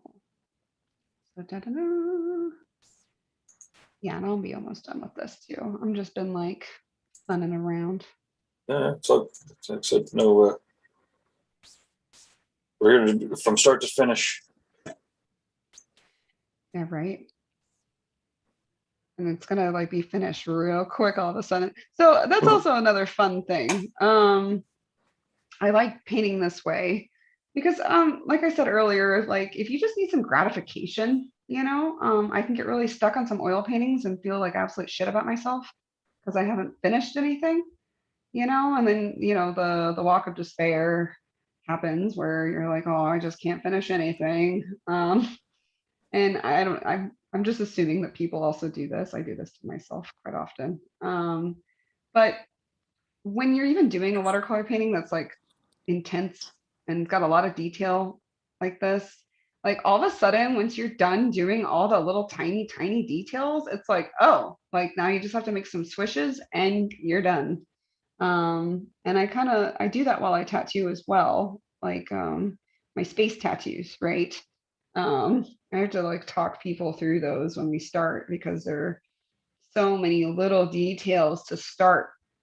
You know, I'm basically doing a whole dot work sleeve of space, which can take some time, and then going in with color. And then, you know, and then sometimes if it's like a lot of like say if it's a lot of like crispy little planets, if it's a lot of like wormholes or black holes or something like that, that takes time and concentration. I'll do all those first. I'll get all the painful stuff out of the way. And then, you know, the client then also has like a nice little something to look at, you know, like, oh, some finished, cool, high density pieces of tattoo that's finished. So they're like, okay, I can do this. I can do this. But then they get really the good present, which is, okay, today we're just gonna get a 23 mag and we're gonna do some background of some nebulas. And then the tattoo is like done after highlights. And then voila, it's like it's self-gratification. It helps with you, it helps with your clients because all of this is stamina. You know, a lot of painters that I've talked to or people that first start painting, they're like, oh, I don't know how you sit for so long. I don't know how you just like can go through a painting for hours and hours and hours. I can't like stay focused that long. Or I'm like, well, because I give myself little treats, you know, like if I was training a dog, you give them little treats, you know, if you're training, and I'm not comparing anyone to a dog, but um watercolor is definitely my little treat that I can give myself and know, oh, I can finish something. Okay, cool. You know, and it kind of gives you that that that just reminding that you can win, I guess. And so then after this, I can hop on the oil painting and really kick ass on it. Awesome. That's like the bite size is a strategy that people will use often to get through things. It's the Oh yeah. one of the common things about survival stories is that the people that you know there's a certain mentality that are like, ah, fuck it, this is hard, and then there's the Oh yeah.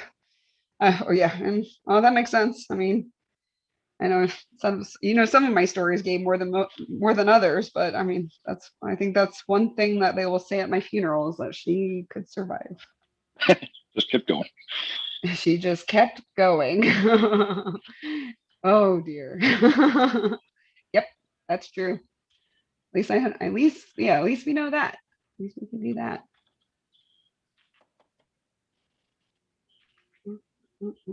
But man, this last year I've been like, I didn't stop. That's for sure. I caved. I totally went my little cave, right? but I didn't stop. Mhm. I just did other things.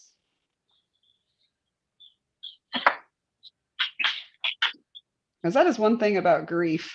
I know a lot of people have went through it this last couple years. Either they lost someone during COVID because of COVID, or because of just the world and not being able to get to a doctor fast enough. Like my case, I lost someone because we couldn't find a surgeon fast enough. We couldn't, like we just couldn't. It was just like this upward battle of hell. And like you just have to like keep fucking going. And if you do other things that bring you joy, sometimes you can. I think I got like a little addicted to just like staring at birds in my backyard. Like I went crazy with birdhouses. Nice. Yeah. And just Grief like is making my home comfy. yeah, it's tough when life is short and temporary. Yeah, I guess not that I have any wise words or anything, but often we'll try to also, like I said earlier, like really every day try to live it like the bad news could come tomorrow. Not only for ourselves, but for the people that aren't here. Yes. Oh, that's a good, yeah, that's a good one. I had to deal with a lot of depression versus selfishness. That was my big thing. Because of course I was helping my buddy out the whole time, and my energy was towards her. Like everyone else in my life just was gone, Right. And afterwards I was like, man, I was really quite selfish, just like not contacting my father enough, or but I mean, everyone knew what was happening, but still, like, you have to kind of keep going, at least for the people that you affect, in day-to-day life, Sure. And this is a weird one. I don't even think of, like, if you are like an artist, then people do follow you too. I didn't even think of this, but my friend Marissa sent me and a couple other girls a note that was like, hey, like, don't forget that people follow you. You influence people. Like, don't forget that, because I wasn't, active for quite some time. Sure. And I was like, well, yeah, but I'm like a shit show right now. She was like, so you still, like, people are still like looking forward to being brought joy by something that you might post, or something that you might say, or like there's a lot of people that need a lot of guidance, and sometimes they just look to people on Instagram, or and sometimes I mean, I for sure lost sight of that. I would never think even gave a damn, to be honest, but that kind of shook me up a little bit too, where I was like, okay, that gives me a reason to get off my ass and start making some more art, more content, I guess. Sure. But just, I mean, tattooers are, shamanic, that's you can't argue it. Like, I mean, people may or may not manipulate the effect or even be aware of it, but you are marking somebody's body for the rest of their lives. That's all there is to it. Like, they're going to remember that for the rest of their lives, whether you're an asshole, whether you were awesome, whether you gave them a bit of sage-like advice, or whether you, told them that, what doesn't kill them makes you stronger, or whatever, bullshit, like, but one way or another, they're going to remember that. Yep. No, they will. So it's like we have to keep ourselves in check with that responsibility. I feel like we do have it's a responsibility and also a privilege to be able to affect people that way, and with great responsibility, or with great power. With great power. Yeah, thank you. I was like, wait, I fucked that up. But it's true, and I don't know. It's never held more power than recently, for sure, especially for me, just because I had gone absent and I did see the effect. Like, I had several people ask me if I straight up died, and I was like, yeah, and I was like, no, I'm fine. I'm still here. I'm just having some personal Yeah. time. Yeah. And everyone was, and I think, and I never have personal time. So that was like, I think everyone understood like something's happening, and that was Sure. cool. That was very cool of them. Um, but man, like I mean, that got me through though, is just knowing that at least my friends and the people who follow me. I mean, sometimes I have people tell me that they follow me and they literally get on their phone every morning with them and their kid, and she likes to look at my art, and her kid likes to look at Cool. my kittens and my pandas that I post. Ah, And I was awesome. like, oh, that's awesome. She was like, that was literally our joy for 5 months. And I was like, oh my God. Okay. Oh shit. Okay. I'll do it. I'll do it then. That's Okay. why you're posting Yeah. the kids. That's why I post so many kittens and so many red pandas. Or stupid little shots of my outfits or something. Oh my God. I had so many women hit me up and say like that, gave them like some more feminine power, seeing that a dork like me is like, no, I like this stuff too. It's cool, Awesome. yeah, they were like, never, don't stop posting that, it makes us feel good, because I'm like, I like representing the dork crew, Yeah. excellent nerd crew. Yeah. I've got the well, I prefer geek. That's I got geek on my knuckles. Yeah, Oh yes, yes. I'm but just a forever nerd. awesome. So yeah, like I think everyone influences everyone in their own way. And it's kind of like that mentality, just don't be a jerk, because you're gonna influence somebody along the way. Mm. Oh, tremendous! Like I can't even count how many tattooers I've watched gain influence and say stupid shit, and it's like, wait, you Oh, I realize you have know. 200,000 followers, or I you know. know, They're not responsible. and It's crazy. it's I mean, at this point, it's just fucking comical because it happens. Like, that's, but it's one of those Yeah. things that's one of the reasons why I seeked out that circle, or I Hmm. didn't seek out the circle. It's one of the reasons why I recognized it when I found it. Um, but it's like, yeah, I mean, again, it's just some people, in the tattoo world, it's really easy to have influence and voice that's greater than your maturity level. Yeah, no, it is. I'm very careful with, I mean, I try to be careful with what I say. Like, I do try to keep it pretty flat, pretty cut dry. Like, this is who I am. This is the art that I do. Please judge me based off that. But when, I do, someone thanked me once for using my podium or my platform, and I didn't even realize I had one. Mhm. And because I have so many friends that do have like hundreds of thousands of followers, and they're just posting and posting all kinds of crazy shit. And I just never thought about like, oh, Sure. like, yeah, like, but I'm a little ex-punk rock chick. I'm like, wait, I have a platform. What? Hmm. But I feel like it's like something that should at all costs not be abused. And at all costs should be taken with great responsibility. Um, because yeah, there's certain subjects that I don't know everything on, and I'm not like refreshed enough on, stuff. And, I don't want to be the causer of arguments. I like to be the inspirer. I like to inspire, I do. and I feel, yeah, there's a lot of tatters that are, they're making some key points there that I'm like, I don't know. Okay. Whatever. See how it goes. And they do. They just say whatever they want. Yeah. But I took kind of Baxter's cue in the beginning and was like, I kind of married my politics to my business, and it worked exceptionally well. mhm, Not for like I made some, I pissed off a fair amount of people, but mhm. in the end, I'd be like, oh yeah, well you could talk fucking right wing politics all you want to and call me a communist, but I'm an international businessman, motherfucker, and I'm on the way up. See you at the top, fucker.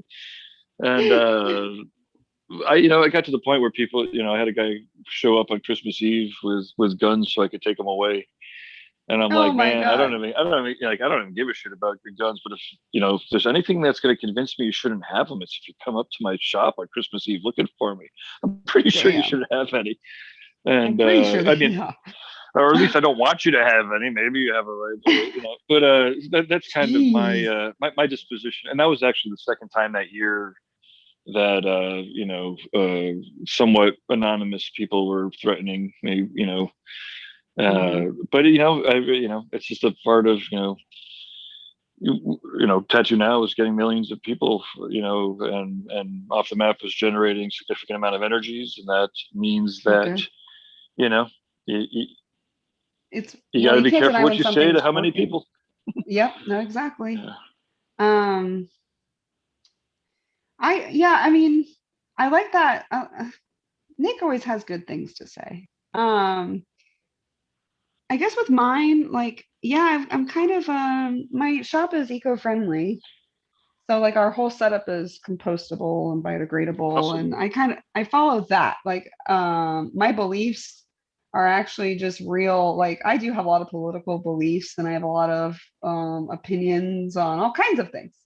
Um, but like my core beliefs and how I think things should be, like I've been pretty proud about, putting my foot down and to making the standards of my shop the way I want it to be and how we function and how we treat our clients and all that. Because I've had some people be like, well, like I don't want to use that. And I'm like, well, you don't have to. But also, you are working at this shop and you did read the website of what we represent. So Right. you probably should.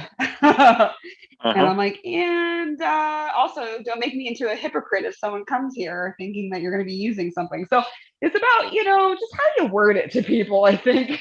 Right. But also it's like, no, you walked in here, you chose this.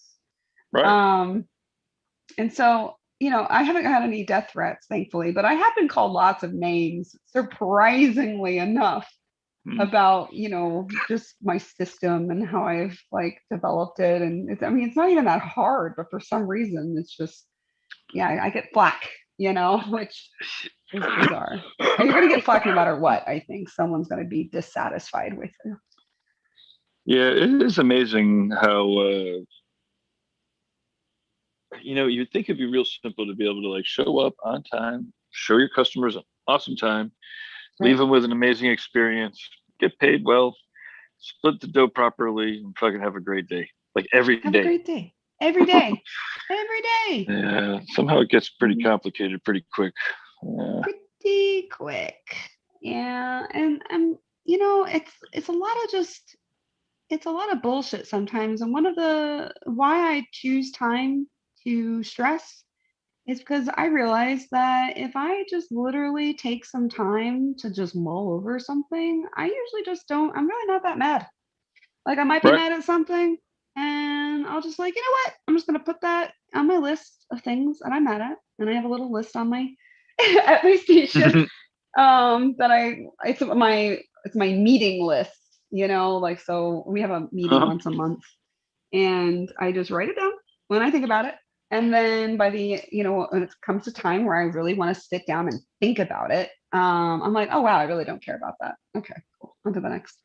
Or I think about a Right. better way of approaching the subject, So you're a shop owner out there, it's really easy to get pissed off, especially because everything's stressful.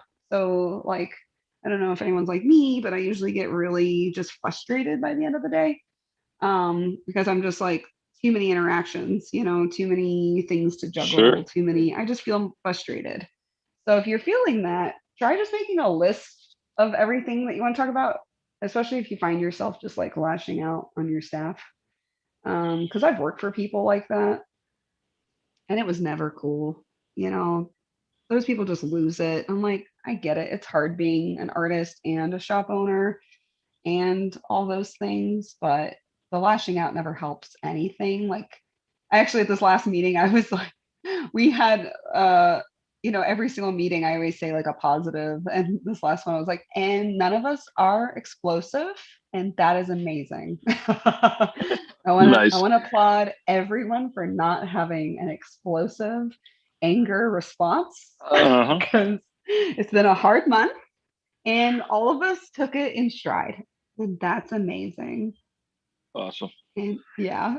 So it really helps just kind of keep my chill throughout the day, because you gotta stay chill for your clients. They're already there having a panic attack. You Right. know, they're about to do something permanent with a stranger, and they don't want to break your rules. They don't know where to sit. They don't know what to do with their hands. They don't know what to do. So if you're stressed out about your coworker's problem or something, they don't want to hear it. They don't even want to, they don't even care. Usually they want to know about how long it'll take. Yeah. How Is long this, is this going over to yet? take? Is this over? Or are we done now? Okay. What Yeah. percentage are you done? Yeah. So you got to keep your chill while you're, But managing. yeah, and I didn't mean. I mean, I guess I was just making some jokes. But to your point, you know, yeah, it's very important, the experience that they're having. And if you just flippantly are like, my fucking brother sucks, fuck that guy. Yeah, All of you're a like, sudden it's like, you already got over it because it's just your brother, and what do you care? But yeah. they're holding that with them for the next half hour, which sets the mood for Mhm. things. And there's so many times where it's weird, like watching tattooers ride that line between like self-depreciation and like inserting doubt. Sometimes I'm Mhm. like, oh man, like just Yeah. don't say disparaging things about yourself in front of your client. Yeah. I know. Uh, I work next to someone that I would just go shh, uh-huh. like more than once a day, Right. and they're like, "Thanks, Renee." And I'm like, "Yeah, what the hell, man? Just quit." Yeah, I think it and becomes it habit with other becomes. people. It does. Yeah, it's I'm sure habitual, that and lack of therapy too. exactly. I was going to say, I'm sure the psychologists are like, well, you have enough negative thoughts, and you expose it. Say them out loud enough. That's you know, some sort of Mhm. acknowledgement of what's going on the inside. Yeah. Mhm.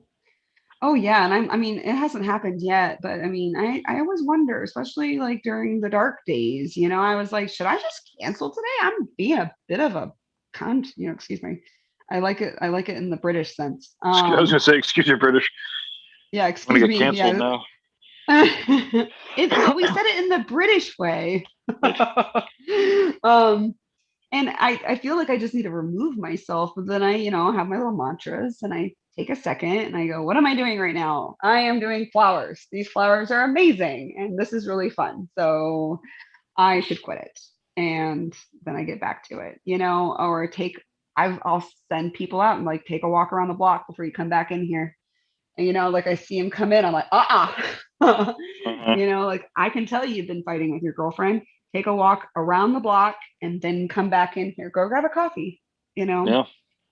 and it seems to work. And they come back and they're like, okay, thanks. I needed that. Awesome. Yeah. So it's like, yeah, you just don't want to bring that stuff into your work environment if you can help it. Yeah. I mean, and it's almost, I would almost just stop the sentence before you could help it, right? Like if you're Yeah. making $150, if you're billing $100 to $150 an hour, Oh, yeah. again, it's kind of, I mean, and I guess like I've had bad days. Like I don't deal with, I mean, I don't deal with tattoos. I don't put tattoos on people, but that's a bit, again, but part of it's like, it's almost even more important. Like leave that shit at the door. Like you're tattooing on somebody, like, and it's tough to do. And it's very easy to be like, and I I have to accept it, but so many people are like, well, they're artists, and it's like, well, yeah, but that doesn't even, like, there's so many different types of artists, There's so many and so different many different types of temperaments. artists.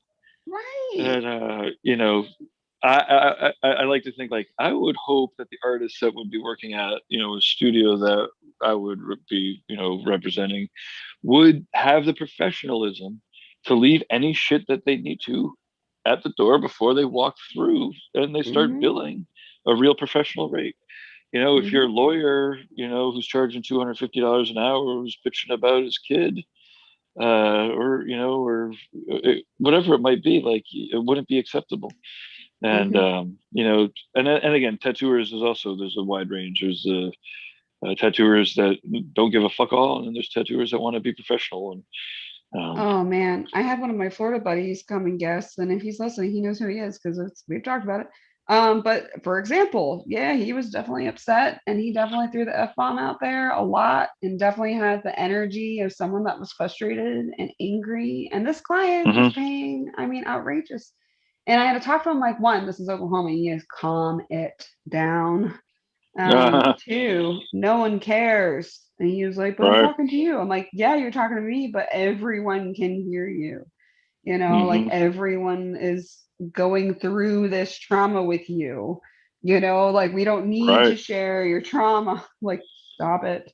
You know, and that a lot of people haven't even heard of trauma sharing, you know, but in a sense that is what it is, you know. Yeah, I haven't heard the term specifically, but yeah, bringing other people through the ride of your fucking shit show is not anything that needs to be happening in the middle of a tattoo shop.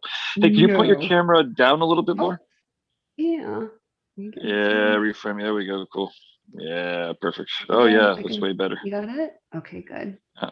I should have said something a while ago. Yeah. I'm moving over. There you go. I didn't even realize it. See, I need to put my readers on so I can back up. Sometimes if you have the TV, the Apple TV or the Roku TV hooked up to the stream, you could kind of see there when you have the multiple. Oh no, I have it on my thing. laptop, but I haven't even looked up. Yeah. Like, yeah, look, there I am. You're zoning out. It looks great. This is looking pretty cool. Oh, cool. Yeah, it's looking real nice. Thanks. Another bird for the collection. I wanted to do like a summary type thing because I mean it's summer. It's hot as hell. This is great to get on recording from start to finish too. Oh yeah, I know, right? And so how much do you sell pieces like this for? Honestly, I hardly sell originals. Honestly, every time I ask you anything, I'll be asking for an honest answer. Honestly, I usually don't sell originals until a little bit later. I like to make sure that I've gotten a really good clean runs of prints going, but I just sell my prints for $25. Awesome. Yeah, and then plus shipping if you want to ship it out, of course. And yeah, they're nice because they're simple and they're clear, and I just try to just bring little happy birds into the mix.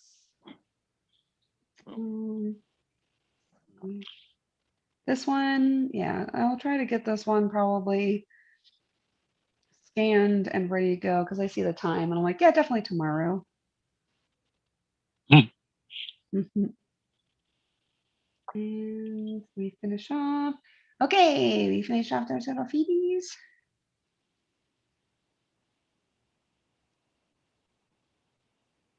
Some shadow. And then I think we're just going to finish up with that little bug. Best for last. Yeah, right. And I do the Bob Ross thing. Do you remember what he would do at like the end of every painting? Do like a big scary like foreground tree. And I kind of do that too. Nice. Yeah. It's a cool little composition there. I like the the open space really makes the bird pop out. Yes. So here I'm gonna do some real heavy black. Maybe I'll mix in a little magenta and a little brown in my black, just to kind of give it intensity, but a little bit more natural than a jet black. And then I have these little podlets that I wanted to do. Pods are fun.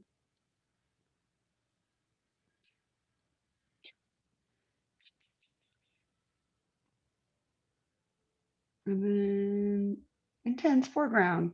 Boop, boop, boop. And so it kind of gives a little bit more dimension to have some nice, intense, big silhouettes of something or something in the foreground that's just like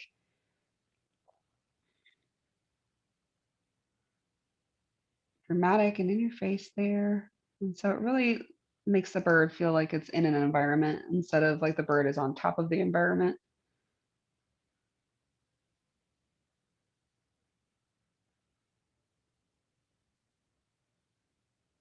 Oh, and I love taping everything. I know some people are like, oh, I don't like doing that, but I like the freedom of just going off the page. And I feel myself doing that more naturally when the tape is there. I don't know why, and it keeps me well framed in as well. And that's one thing I do hate. Artists, okay, so part of my gallery is like an artist gallery of tattooers. And I noticed one thing that tattooers versus fine artists and what we do different. And it's, you can tell like a little bit of schooling, you can tell a little bit of this, but make your art frameable if you want to. It just makes things easier on the person who's buying your art. Like, I'm all about like making it a little easier. Like, I want my person to frame their stuff and have it in their house. And right now I have a whole box of prints that I've collected over the years and original pieces over the years that are just sitting in a box because I have to wait to go frame them. And some of them I can frame myself. Some of them I have to get them professionally framed because they're weird sizes. And so that's just a hint. If you really want to sell art that's easy and it's attainable and have it be shown, make it easy for people to show it or sell it framed. I've been doing that a little bit here in the gallery. I've just been like I'm a really good huntress when it comes to finding cheap frames. And oh yeah, and I just redo them, I remake them. I learned how to make frames in school, but it takes a bit. So if I can find something that already at least has the glass in it, then I feel like I found treasure. Yeah, cool. Make it like embellish it. Yeah. Oh yeah. You can take putty, you can make more filigrees, you can, find accent pieces. Like I'm a giant hack rat with cool stuff. Because I'll find little embellishments and just save them. I'm like, ooh, I can attach that to a frame later. And if you want a frame that looks like it's $1 million, that's how you do that.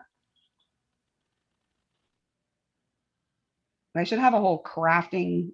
I thought about this for a lot, especially during the build out. Like, man, I wish I had someone like filming me do stuff because then I could have a whole YouTube series of like DIY and crafts and this building. Like, this is how you build stuff when you're 5'5". So it's not too late to start for the next task. Yeah. I know. Unless I thought you about don't it. have the cameras. Do you have the cameras? Or? I need a crew or I need someone because Yeah. the last thing that you want to do while you're building is set up a camera. Yeah, absolutely. Yeah, you're like, you have the energy, you just like get into it and do it, And I got to with a couple things, but they're all real simple. Like I'd like to teach people how to like that are small, like me. I'm small framed. So I would like to teach people how to, with small frames, how to correctly like use a power drill and how to correctly like do something by yourself that's pretty big, like Awesome. drywall or using leverage. Using leverage, using like little tricks. Cause I mean, I had to do a lot of drywall by myself and there's definitely little tricks to that I learned off of YouTube. I think that would be awesome to do handy shop tips.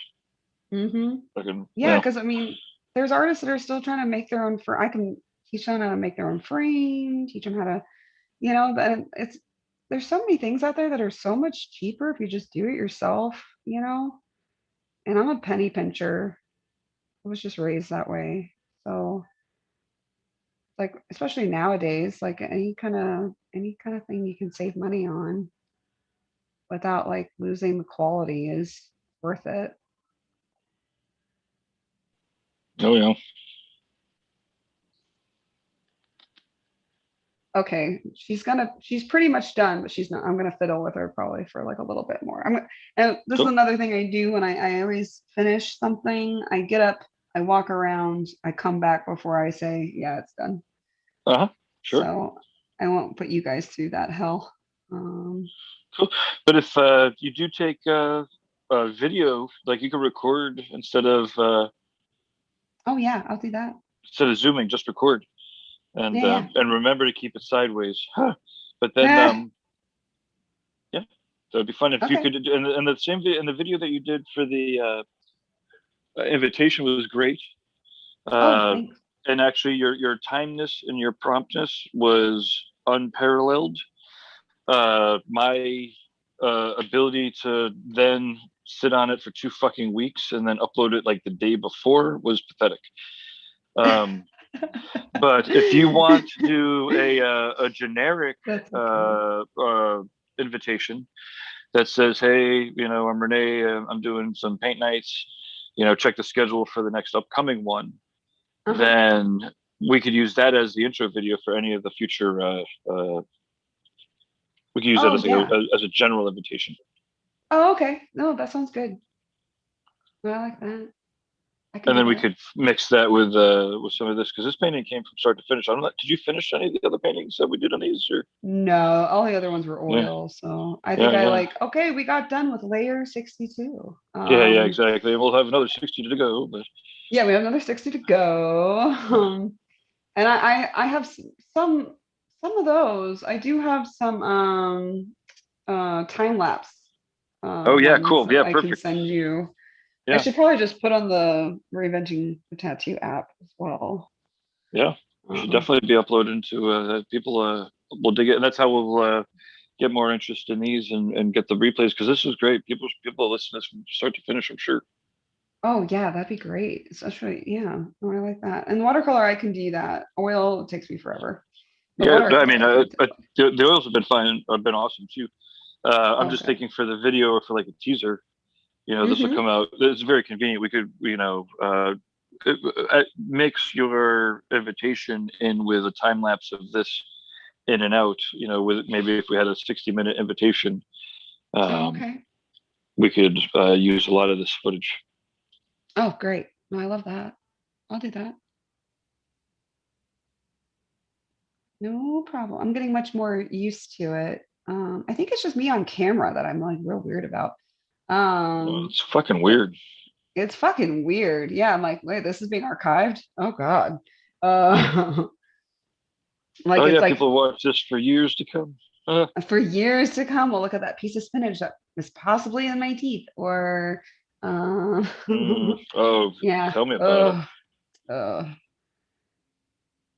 yeah. Yeah. Okay. Well, that sounds good. So I hope everyone learned some stuff. I hope everyone learned a little bit of tricks here and there just by watching me do some watercolors. If anyone has any questions, you can still put them in the comments section and I can try to answer them for next time. Yeah. Actually, and if 'Cause- people learn some stuff, they could drop that shit down in the comments too. oh yes, yeah. Let me know what you learned, because I'll maybe like reapproach it or approach it in a different way. Because after you do something for a really long time, you kind of forget what is like common knowledge, what is not. And I just kind of ramble, but like, oh, maybe this is a cool thing to talk about. But if there's anything particular that surprised you, let me know, and that would be really cool. I like teaching and I like painting with other people, even though it's digitally now. It's still something better than nothing. Absolutely. Maybe we next time we could we'll set up another guest so we could maybe do a little split screen. That would be cool. That would be very cool. Yeah. Um, oof. Yeah, I've been trying to get some painters here, but man, oh man. Well, if Man, oh maybe like I said, if we could find somebody that wants to zoom in, we could do a split screen, and that opens up our possibilities for painting partners tremendously. Exactly. Yes. And anyone out of state, I always say join me when I talk about on my Instagram, and I literally mean join me. Um, and I know a lot of people get a lot of anxieties, being filmed painting, but I want everyone to know that's not really what it's about. It's about just doing something with another artist. No one's really judging you based off of your overall skill. Like, of course, please have some familiarity with painting or drawing or some kind of craft. but it's not like a race. It's not any kind of judgment on whether your piece is good or not. We are literally just here to be here and to create and to play. Even if I messed up my own painting right now, I'd be like, oh, let me teach you how to fix this weird little happy accident. That, and that's what it's all about, is that we're learning and discovering. Painting can be very serious, but can also be very fun and explorative. And we're here to sculpt our minds into doing different things. So yeah, I always love people to join, because I don't know everything, but I usually know enough to get people through a painting and, leave themselves like feeling satisfied and like they've learned something. So if that's what the Lord gave me, then let me share it, and it'll be fun. Awesome. Hey, so let's give everybody your contact info, and Yes, then yes. I'll click the button. You can find me on Instagram at reneelittletattoos.com, or my studio website at goldfangallery.com. And if you'd like to contact me directly, you can do so by going to Renee Little Tattoos on Gmail. And here's my card. He has all that information on there. The ReneeLittleTattoos.com. It'll just send you to Goldfang. I've kind of downsized quite a bit for my sanity. So yeah, check that out if you have any questions directly. If not, put in the comments so Gabe can get to them and relay them to me. And yeah, pretty easy peasy. But I do love questions. I do love all those things. So send away. Awesome. Well, hey, thanks again. I'm going to click all the buttons and eagerly